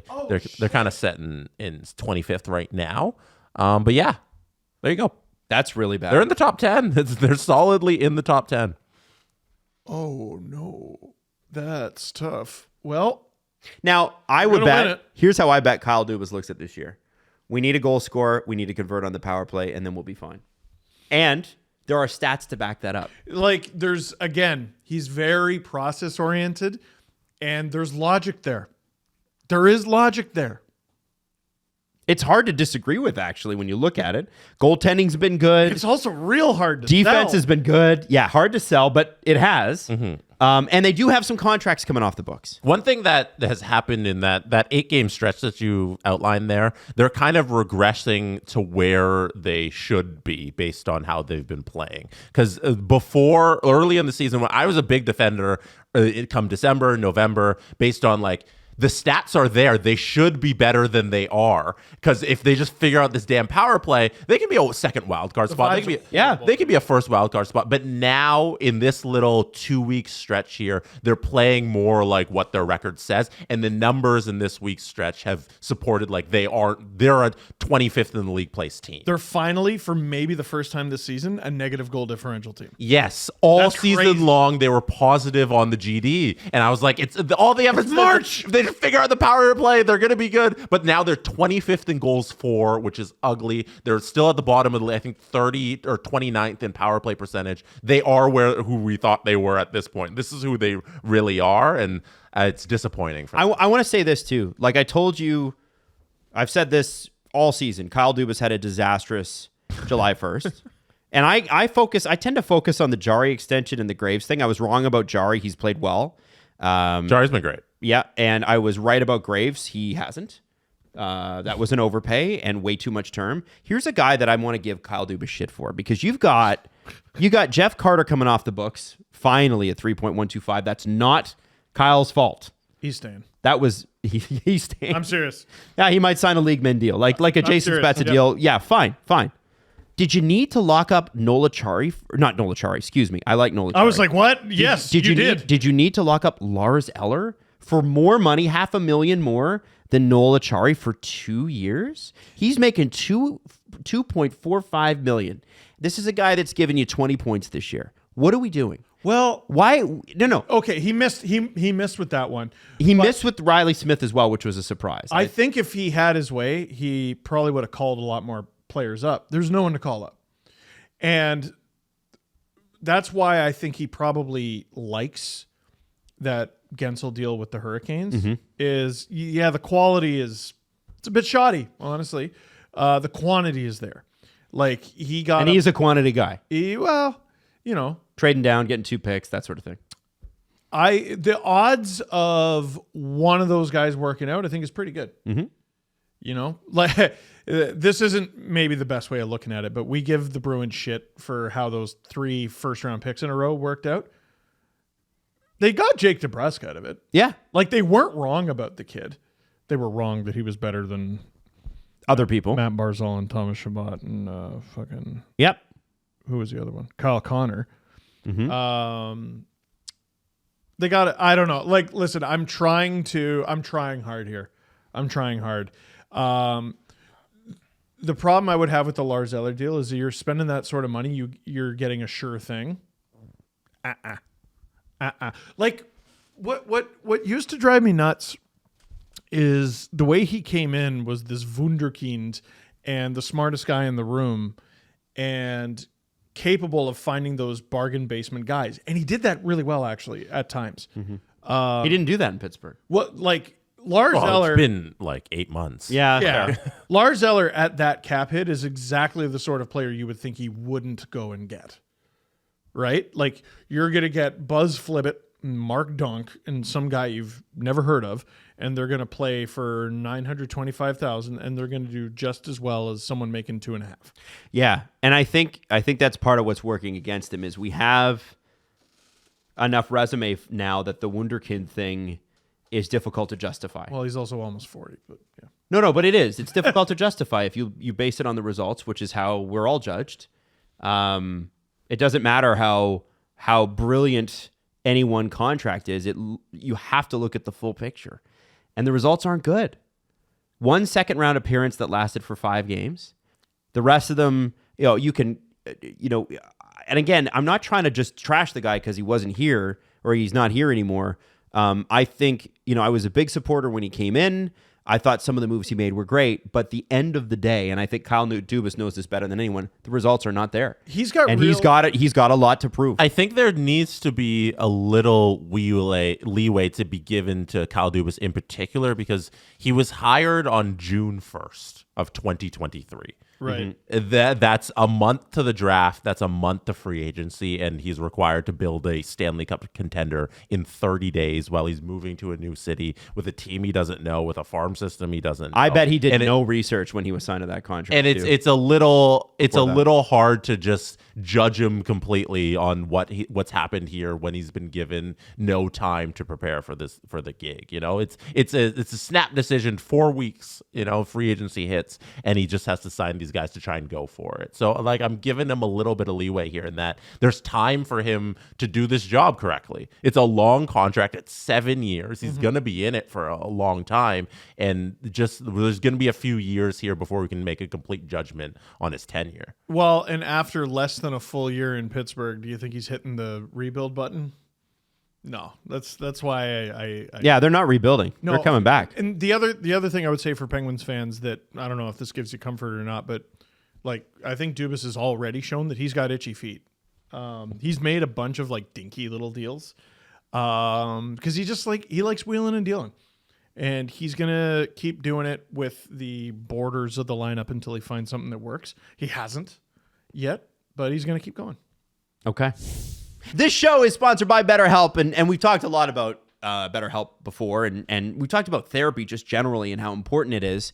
Coming out of a ridiculous winter, because they all are. No, not winter. Daylight savings. If anything causes you to go into therapy, it's the pushing the clock forward, which is the weirdest thing that's ever been done by humanity. Dude, baby, trade deadline, Dog. Daylight savings, dog. Dogs don't understand when they're supposed to eat. And Waffle's going crazy. I'm like, no, it's an hour later.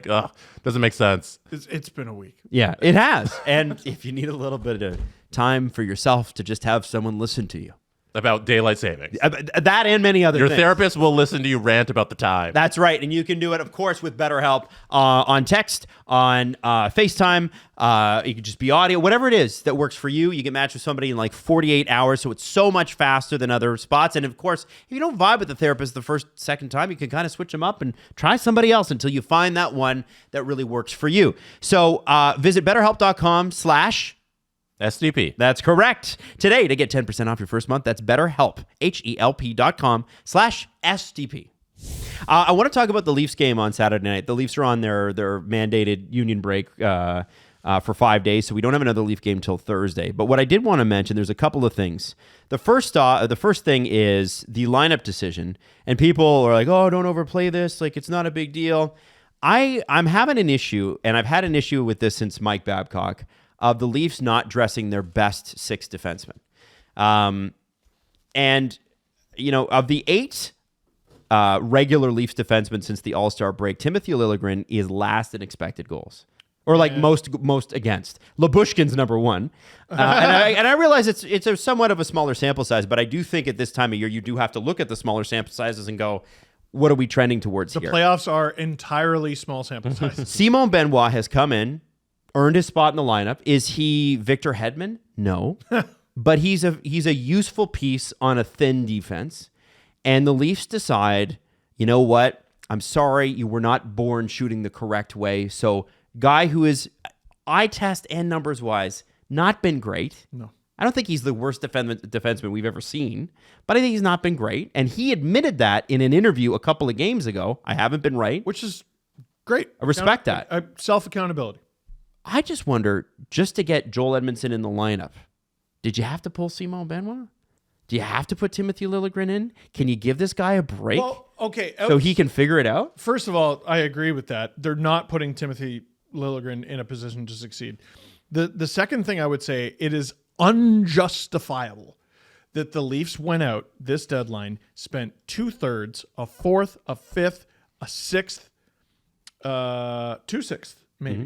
I can't remember what they all were. And Dmitry Ovchinnikov. So they spent 6 draft picks and a prospect. They went out and they got 1 right-handed D, and it was Ilya Lyubushkin. If you needed a right-handed D that bad, the fuck are you trading for Joel Edmondson for? Like, I think he'll have value in the lineup come playoff time. We've seen it. But you obviously had a priority here. And it was a right shot D. And you didn't even address it. I mean, you got Ilya Lyubushkin, I guess. But, like, how are you building that guy's confidence up? Basically going to the media, your head coach is like, yeah, but he shoots right. How are we still having this problem? It kills me to take Simon Benoit out of the lineup. That's what he said. Understandable. But Liljegren shoots right. We need that right-handed shot in there. Like, and that's not Sheldon's fault, by the way. That's the organization. I mean, the lineup call is Sheldon's fault. The lineup call is Sheldon's fault, for sure. I agree with that. And it's Benoit getting benched in a game in Montreal. Supposedly friends and family were going to be there.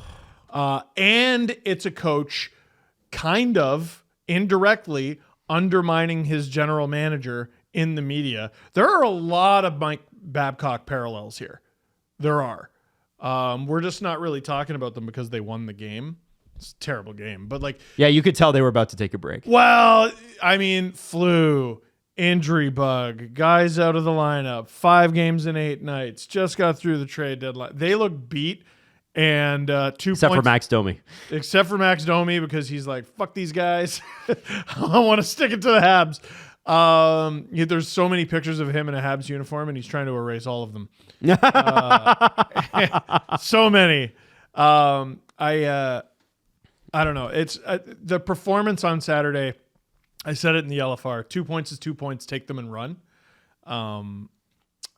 I don't understand that lineup decision. And maybe you do that because it is the Montreal Canadiens. Like, they just lost Jake Allen, who was a big leader in that room, and Sean Monahan. Like, they are depleted. It would be a better... Less at stake. It would look better on Sheldon if Liljegren didn't go out there and then proceed to be the worst out of the 6. That's the other thing. And it's not like, listen, I'm not saying Simon Benoit is Victor Hedman here, but I do question that. Like, I know that they see what we're seeing. I know that.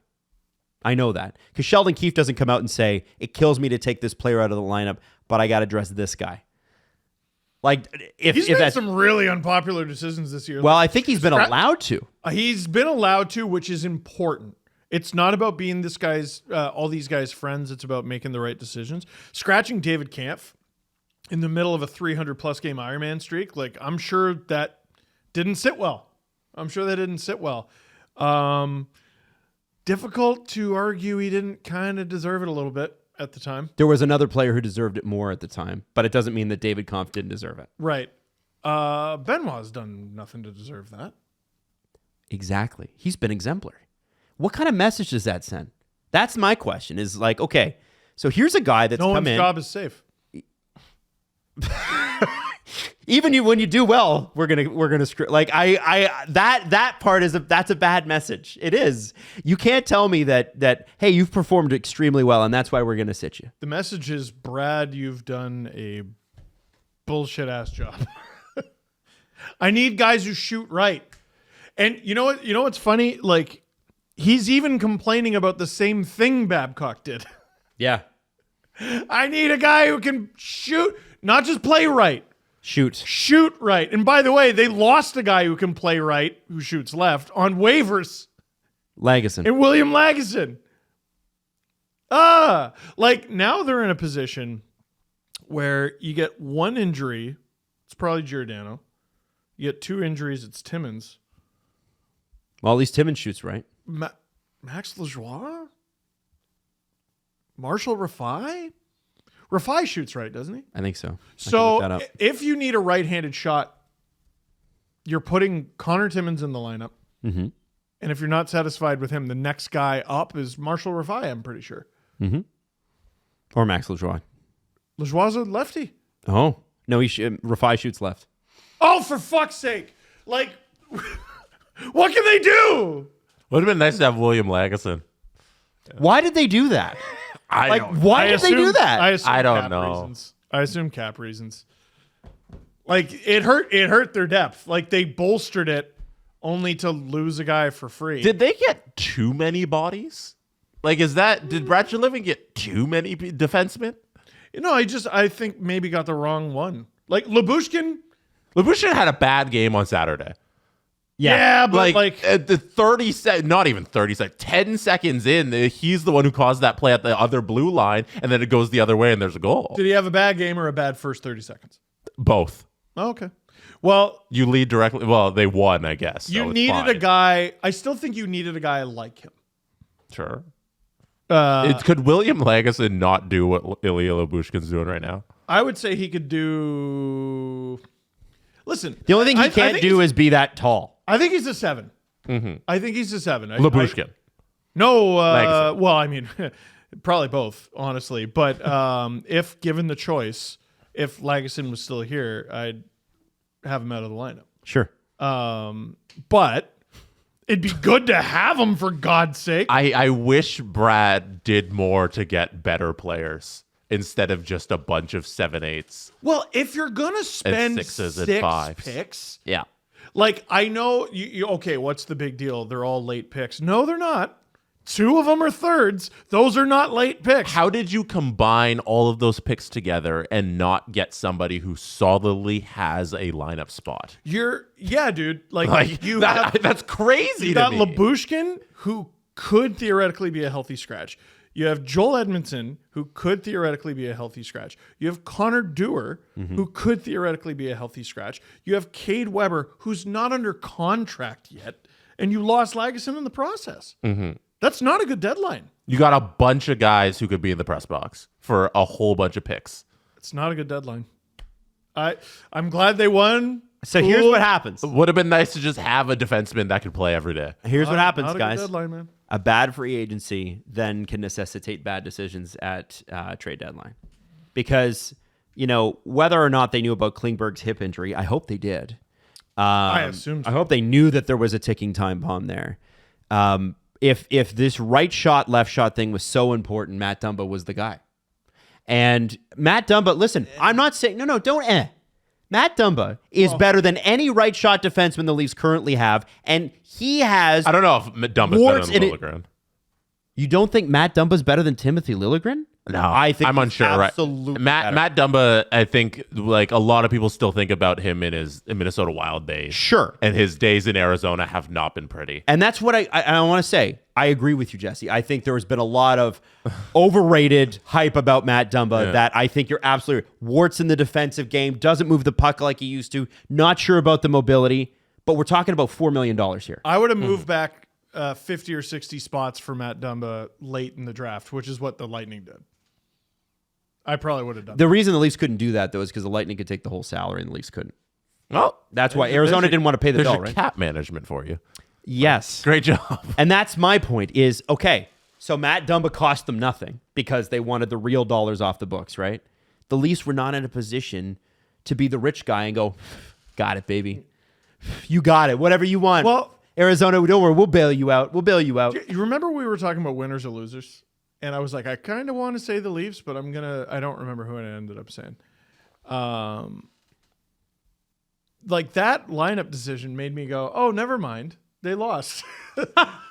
Oh, never mind. They had a shit trade deadline. That was brutal. Like, again, in a vacuum, Joel Edmondson, cool. I understand. Ilya Bushkin. I think we'll like Joel Edmondson and Ilya Bushkin. I have nothing bad to say. Connor Dewar, like as a Threw some hits. RFA. Yeah. I like him. I don't like Lyubushkin in the lineup. No? Like we've seen this. Like, I don't think he had a good tenure the first time around. Like, I love a breakaway. Yeah, but he had a different. No. I love breakaway Lyubushkin, where he's. I'm never gonna forget Lyubushkin coming up the rush and scoring on a breakaway. Like, that was an all-time moment. But I don't think he was great. And this time it's like, okay, we got more of it. Yeah. Got another average defenseman. Like we've talked about how this could work out. Like the early returns on Lyubushkin numerically Are good. They're fine. Yeah, they're fine. Solid. They're at very least fine. I like Joel Edmondson's first game as a Leaf. They won. A lot of things in a vacuum are good. Boy, you spend that amount of picks. You better. Jesse's so right.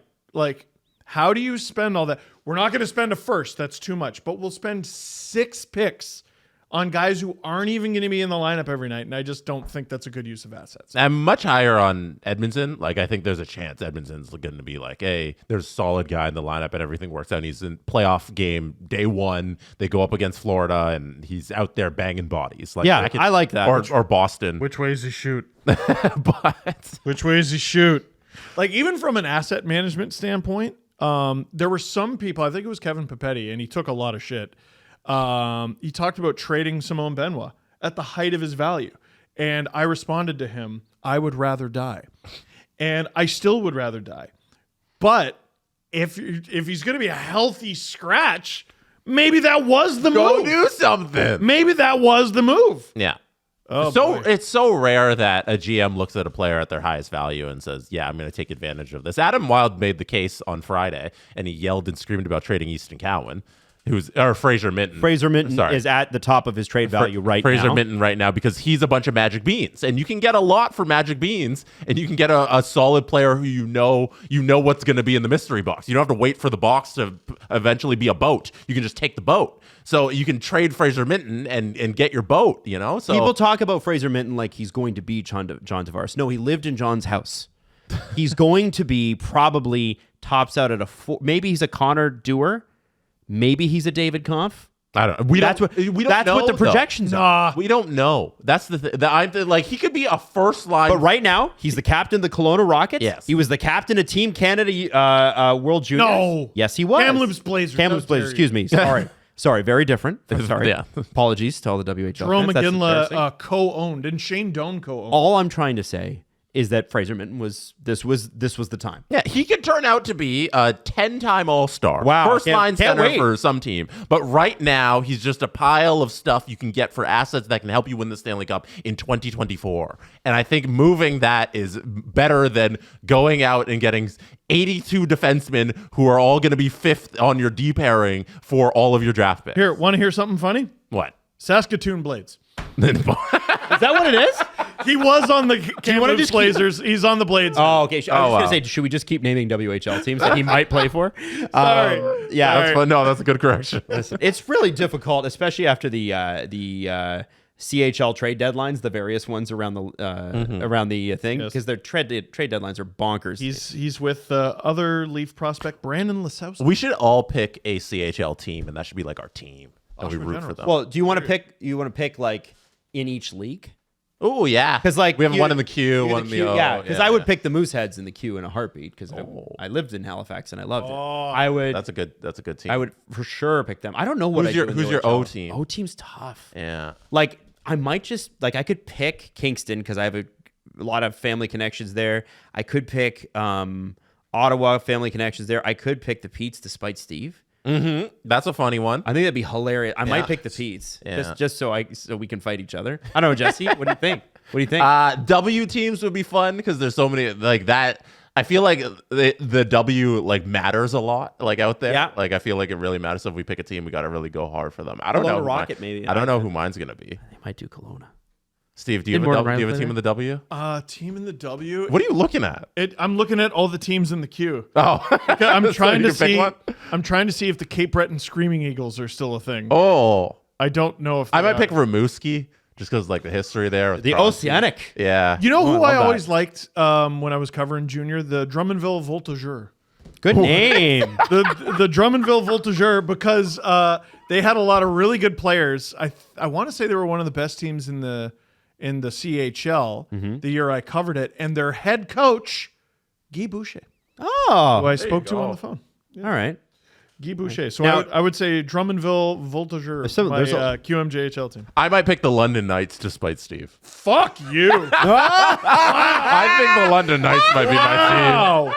You're gonna see a lot of wins, man. I'm just gonna root Lot of for the wins. Death Star. You know. A lot of wins. How dare you? I also want to say that I got family. It's, the WHL's hard because such a fan. WHL's hard because of too.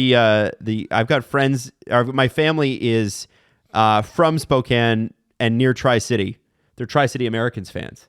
So that's difficult too. I don't know. I have to think about. You gotta pick one, Adam. I know. Can't I know. Name 20 teams and say they're your team. Yeah, you Stuff. should What am I Maddie gonna pick? thinks I don't you're know. ridiculous. Maddie, how many teams does Adam have right now? I would say, like, realistically, I think it was like 7. I know. I think named it's a up to bunch. 17. I named a bunch of teams. I have a WHL team. What is it? They're owned by my close personal friend Michael Bublé, the Vancouver Giants. Is he on? Oh, there you go. Oh, there you go. Giants guy, Close Steve personal Dangle. friend Michael Bublé. There you go. That's a good one. Let's do. Should we do the press conference? I don't know. Oh, actually, we can't. We have to do one more thing. Sorry. I don't know how John Hynes dropping his testicles onto the ice wasn't the first thing you led the show with. I should have. I let us all down. You did. Let's go for it.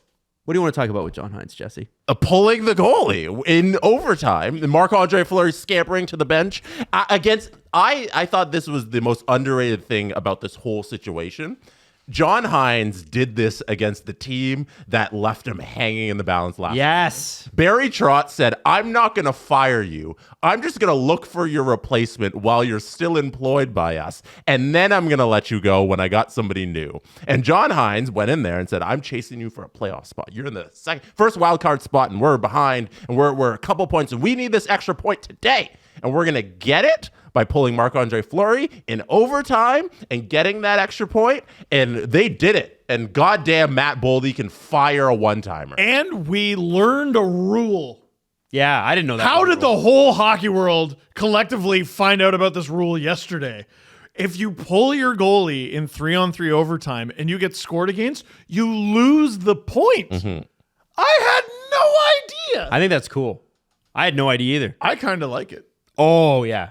It's a great rule. That's a great rule. Absolutely no idea that was a thing. And John Hynes, with his black cardboard mustache and blue shirt, put his nuts into a wheelbarrow and marched it down the street in South Park and said, "Buffalo Soldier." All right, question. How the frig did he get away with that? What do you say to the people that are poo-pooing this and saying, well, he actually should have done it in regulation because he would have, if he had pulled the goalie in regulation, he could have got the goal there and then the Predators would have got 0 points. Shut up. It's not the same. the way you can control the puck against four players versus 3 players, and the cycling and the way that you can limit the opportunity for the opponents to get the puck is different from 6-on-5 to 4-on-3. Like there's so much more ice out there. There's a reason they did it in overtime. Makes a lot more sense. Plus, Nashville scored on a power play with 2 minutes to go to tie the game. Right. So the Minnesota was leading at the end of the game. I think it's a lame argument, but people. I don't think you watched the game. Here's well, exactly. Here's the other thing. Here's the other thing that I want to say is that they're not chasing Nashville. They're chasing Vegas. That's crazy. They're 6 points back. I think realistically they are chasing Nashville in terms of like who's gonna this last little stretch who's gonna play better. But yeah, point is valid. Colorado could fall off. That's a joke. Yeah. You know what? I respect the Wild for doing what they did. Love that. I do want to. I want to talk about this Leafs thing too. There is a Leafs thing. I had here the last time this happened, but I can't find it in my notes right now. We can talk about the Leafs. The last time somebody pulled the goalie in OT. Sergei Fedorov in the KHL, I think. No, in the NHL. I'm talking about. In the NHL? Yeah, the last time somebody pulled their goalie in overtime and won the game. Oh, here we go. Found it. The last time, this was from The Athletic. I'll shout out the writer. The last time the team pulled their goalie and won in overtime was the LA Kings in October of 2017 over the Bruins. The Kings did so only because they got an offensive zone faceoff with 9/10 of a second left, and they knew they weren't in danger of giving up an empty net goal. Tyler Toffoli scored with Jonathan Quick on the bench. Wow. Yeah. That's still one That of was those, from Michael Russo. That's still one of those goals where, as fun as it is, I'm like, really? They won the face-off back and he got the shot off with the... I don't know. I might want to talk to that clock operator. 9/10 of a second. It's a little controversial. Is that possible in 9/10 of a second? Well, and it's funny because you watch, the whole crowd is like, I don't know. Is it good? I don't know. Yeah. We also didn't talk about the Oilers game where Buffalo scored and then they were off the ice and then they had to come back 5 minutes later just for Edmonton to lose again. Which is the least fun outcome. Yeah. Oh, Edmonton winning would have been a bomb going off. I think if you were to ask if you got some truth serum in Connor McDavid, he would agree with the outcome of the game because he spoke earlier this season about how if a review shouldn't take 15 minutes. No. Do you remember when that happened in the fall and that review happened and he was pissed about it? And I think he's correct. Also, like, forever and always, he might win a cup this spring, but screw Matt Duchene, who just ruined it for everyone. Like, is it Matt Duchene's fault or is it the people that reacted to Matt Duchene? that one. Let's not put this all on poor Matt Duchene. He was offside. It's his greatest contribution to hockey thus far. He was offside by a parking spot. Yeah. And the Sabres were offside by like maybe a fingernail. Yeah. And Colin Campbell was like, hey. Hey, you know who's never offside? That's chicken My shit. son. Like, Also, I know you think he was offside, but that's my son. Also, Mark Savard, get the fuck out of here. Yeah. Quit diving unless you're on a team with my son. He was at one point, I think. Yes, he was. Yeah. He was a Bruin when they won the cup. And then he didn't play. But Matt Cook tried to decapitate Mark Savard, if I remember correctly, and Matt Cook got like nothing because Colin Campbell was the guy in charge. Finally, chicken shit guy got his head chopped off. That's great. Yeah. With the offside review, I think we gotta fix something here. In that, like, there's got to be the technology. You take it from tennis. You know, if there's enough cameras in the arena that are tracking the puck with its 8 little dots in it that have all the sensors, there's got to be something where you can just implement the line in the ice has technology in it, and you know when the puck and all the skates that are being tracked as well are offside, or go to something where it's eye in the sky guy, referee who's just sitting in the press box, and automatically if there's a play and he dings it, it's offside, just call it. Jesse. Just call it and stop play. Jesse, you had me at computer technology. It exists. Enough. what about a Enough. bunch If of my dudes- truck can sense Yeah. if I'm moving over a lane without signaling, then I think we can figure out if a puck crossed the line before the play. Yeah, you're going 200 kilometers an hour down the QEW, like it 250 actually. and your Ford F-150. Yeah, just plowing. If your truck can do that, I think the pucks can do that with all the billions of dollars the NHL spends. Yeah, And arrow. and it's better for the entertainment part of the game. It's not Oh, yeah. like it's not exciting when we're sitting there waiting for a review. There's no Also, anticipation. It's boring. The the fans left the arena. Yeah, half of them yeah. were in the aisles. The thing was a joke. The players are half undressed. Edmonton's halfway to Pittsburgh, and they have to come back out. 3, the review was initiated by NHL head office in Toronto. It wasn't like Edmonton challenged this and brought it back because it was overtime. Head office did this. Call it when it happens. Yeah. So there Edmonton wasn't. was just like, well, we lost. Yeah. They knew like there needs to be an offside here and they were offside, call the play dead. Don't allow them to play this out and then bring everybody back after. Just call it in the moment. I don't know. It was it's just stupid. they're just gonna start calling everything. Like every 50-50 play at the blue line. Wheat. Call it dead because we don't know what happened. Then don't call it.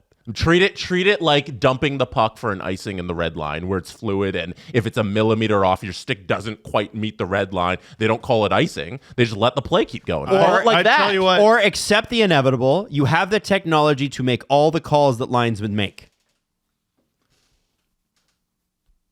Or yeah, so get rid of the review altogether. do that. Get rid of the linesman. And then do it with some with sort the of computers. technology. What is I that? would love that. Oh Make no! it perfect. Who would drop the puck? I don't know. The referee. He's got a bit. No, but you need somebody to call the infractions as well.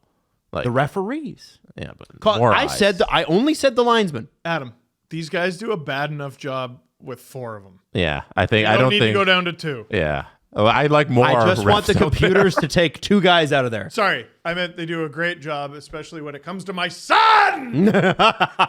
Last thing before we go to the press conference, Jesse, do you have the photo up on your screen? there. Mitch Marner. Mitch Marner in the new Toronto St. Pat's jersey. Woo! What do we you think? Okay, I want it. Okay, you want it. You like it. I want it. Okay. I wish they had done the thing that I've been screaming about for years. Take the regular St. Pat's jersey, flip the colors. Make it green. Make the white green, make the green white. Give me a big old green jersey for St. Patrick's Day. Keep the green gloves, keep the green helmet, be all greeny, green. And that's fine. That when I first saw it, I was like, all you did was change the logo. Boo. I like it. I do like it. I will. What are you complaining about? Okay, last year's St. Pat's jersey, even this. Yeah. Invert the colors. I want a green St. Pat's jersey, not a white one with green on it. I want a green St. Pat's. It's like why the Leafs wear blues and No, because then you gotta do white pants. I'm not doing. No, white you don't. Yeah, You don't. no, You 'cause don't. then- Green on green. No, you don't. Then you're an M&M. Then you're sexy green M&M, You do and I not- don't want that. That's hot. Yeah. Sexy green I M&M's don't. hot. If it was green on green, you're walking around like sexy green M&M. No, That's it's ugly. hot. Sorry, No, Jesse. that's ridiculous. The Toronto If you- St. Feet. You can't do green on green. Like I don't want that. I'm so tired. The Toronto St. Pete. Let's do the press conference. My God. The Presser. SDP. If you go green jersey, you go white pants, and white pants are ridiculous. What about brown pants? Bring the brown pants back. No, what about see-through pants? Steve's Take never been me more out upset. to the meat. Steve, was it you or was it you, Adam, who was upset at the brown pants in the outdoor game in Edmonton? No, it was me. It was Steve, Yeah, right? Steve, I don't mind the brown No, pants. because we're going for an old-timey look, so we need brown pants all the way. No, you don't. No, you don't. Mm-hmm. The Leafs, when they did their first St. Pat's in like 2003 or whatever, it's like brownie purple. Stop. It's just like the Colorado Avalanche with their blue pants. It still doesn't look right. No. They got to stop. Give me sexy green M&M. No, All you can't. green, You can't do the St. green on Feet. it. Why not? White pants is ridiculous. Like Listen, I'm not. you telling me you didn't have a crush on the green M&M? I'm saying I'm not telling you. Austin Matthews as sexy green M&M isn't working. Sexy green A&M, you could call No. it. Austin Matthews. You mean S&M? Oh, Rihanna, you calm your shit. All right. This first question comes from Philly Dilly. They write on Discord. Join us on Discord. Go to sdpn.ca. There's a link there and it says join us on Discord, and click it and you'll join our Discord. They write, Steelers country, let's ride. Oh, no. Laughing emoji. Adam Wild, what do you think of Russell Wilson possibly, because there's no tampering that goes on in sports at all. Never. So we don't know where he's going to sign come free agency when it opens on Wednesday, I believe, in the NFL.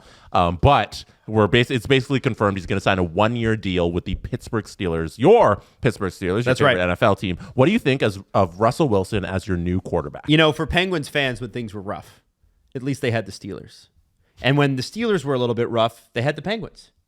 But now they have both teams in the same spot, which is we haven't prepared for the future, and the future is now.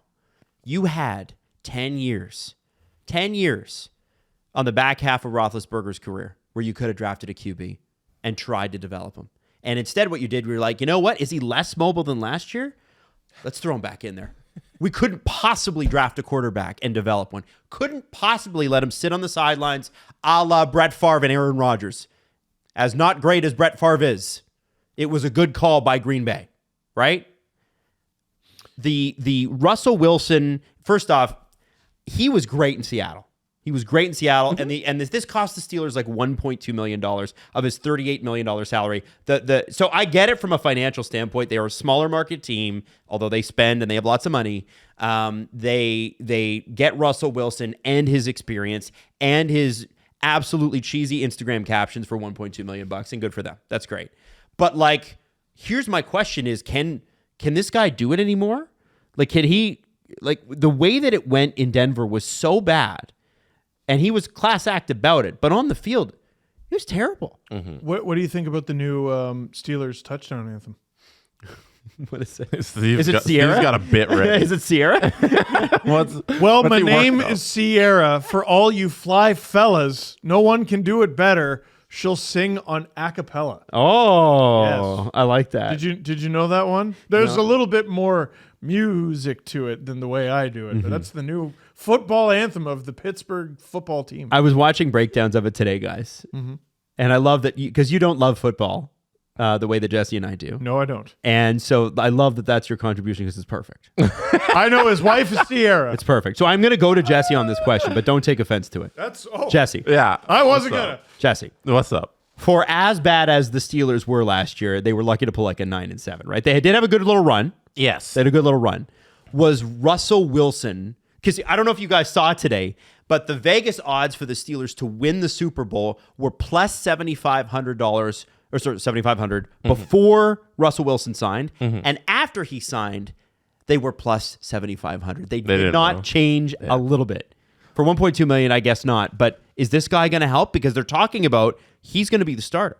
Right. There's a lot. Like, one thing they needed was a quarterback. Like the way that season went. Stop was, selling me on Kenny Pickett. Stop it. Stop it. We know. We know. The way that season went is they had a great running game. Like, I love Najee Harris there. Like, they did their job on the run game. Their defense was solid enough to keep them in games. If you can argue that Pickens and Deontay Johnson neither of them are really a standout wide receiver one, but they're great. You got two solid wide receiver twos. So if Russell Wilson can be just remotely better than what they had last year, game manage a little better, then they can once again go back to the playoffs. And a lot of people are giving Sean Payton a lot of shit, the quarterback over the head coach over in Denver, because he didn't set up Russell Wilson for success at all. He got suspended for a whole year once. Yeah. Yeah? What was he doing then? What was it? Put money on the He board? put money on the board, yeah. For targeting players. Yeah. What's he doing? Yeah. He's a lunatic.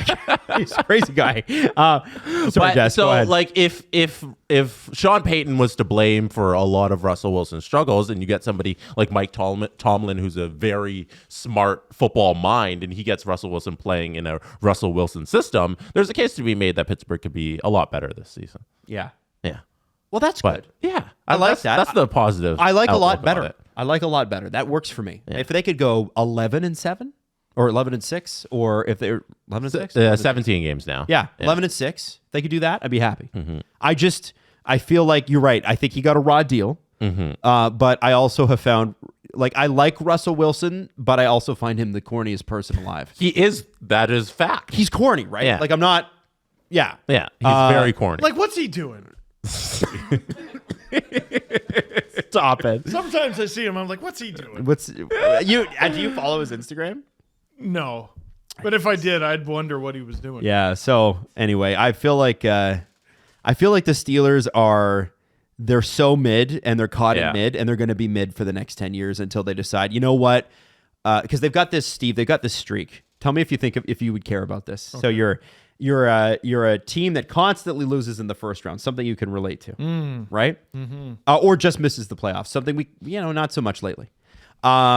But instead of doing what's right for the team, you got a good head coach, you got a good history, you got everything about this team is good, right? But instead of worrying about winning the Super Bowl, your concern is we have a streak where we've been above 500. Oh, what's he doing?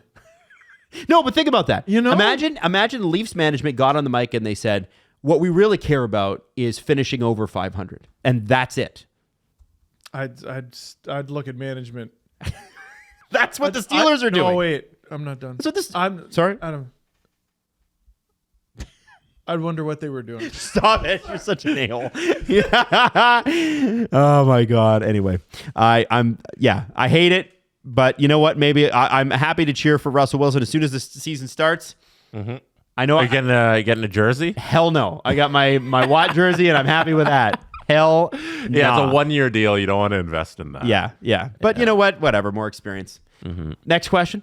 We're all done here. No, we're all done. I think Steve's got to get to bed. Yeah, you big baby.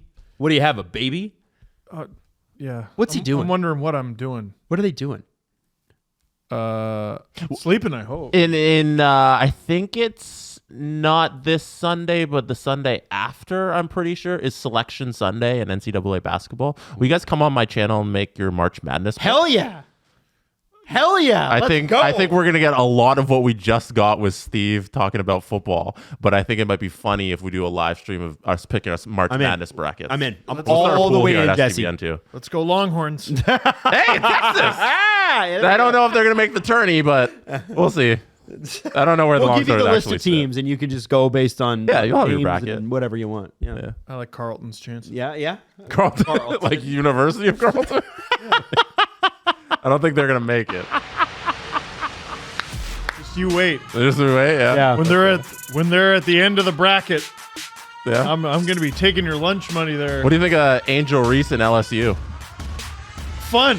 Always fun. I know that person.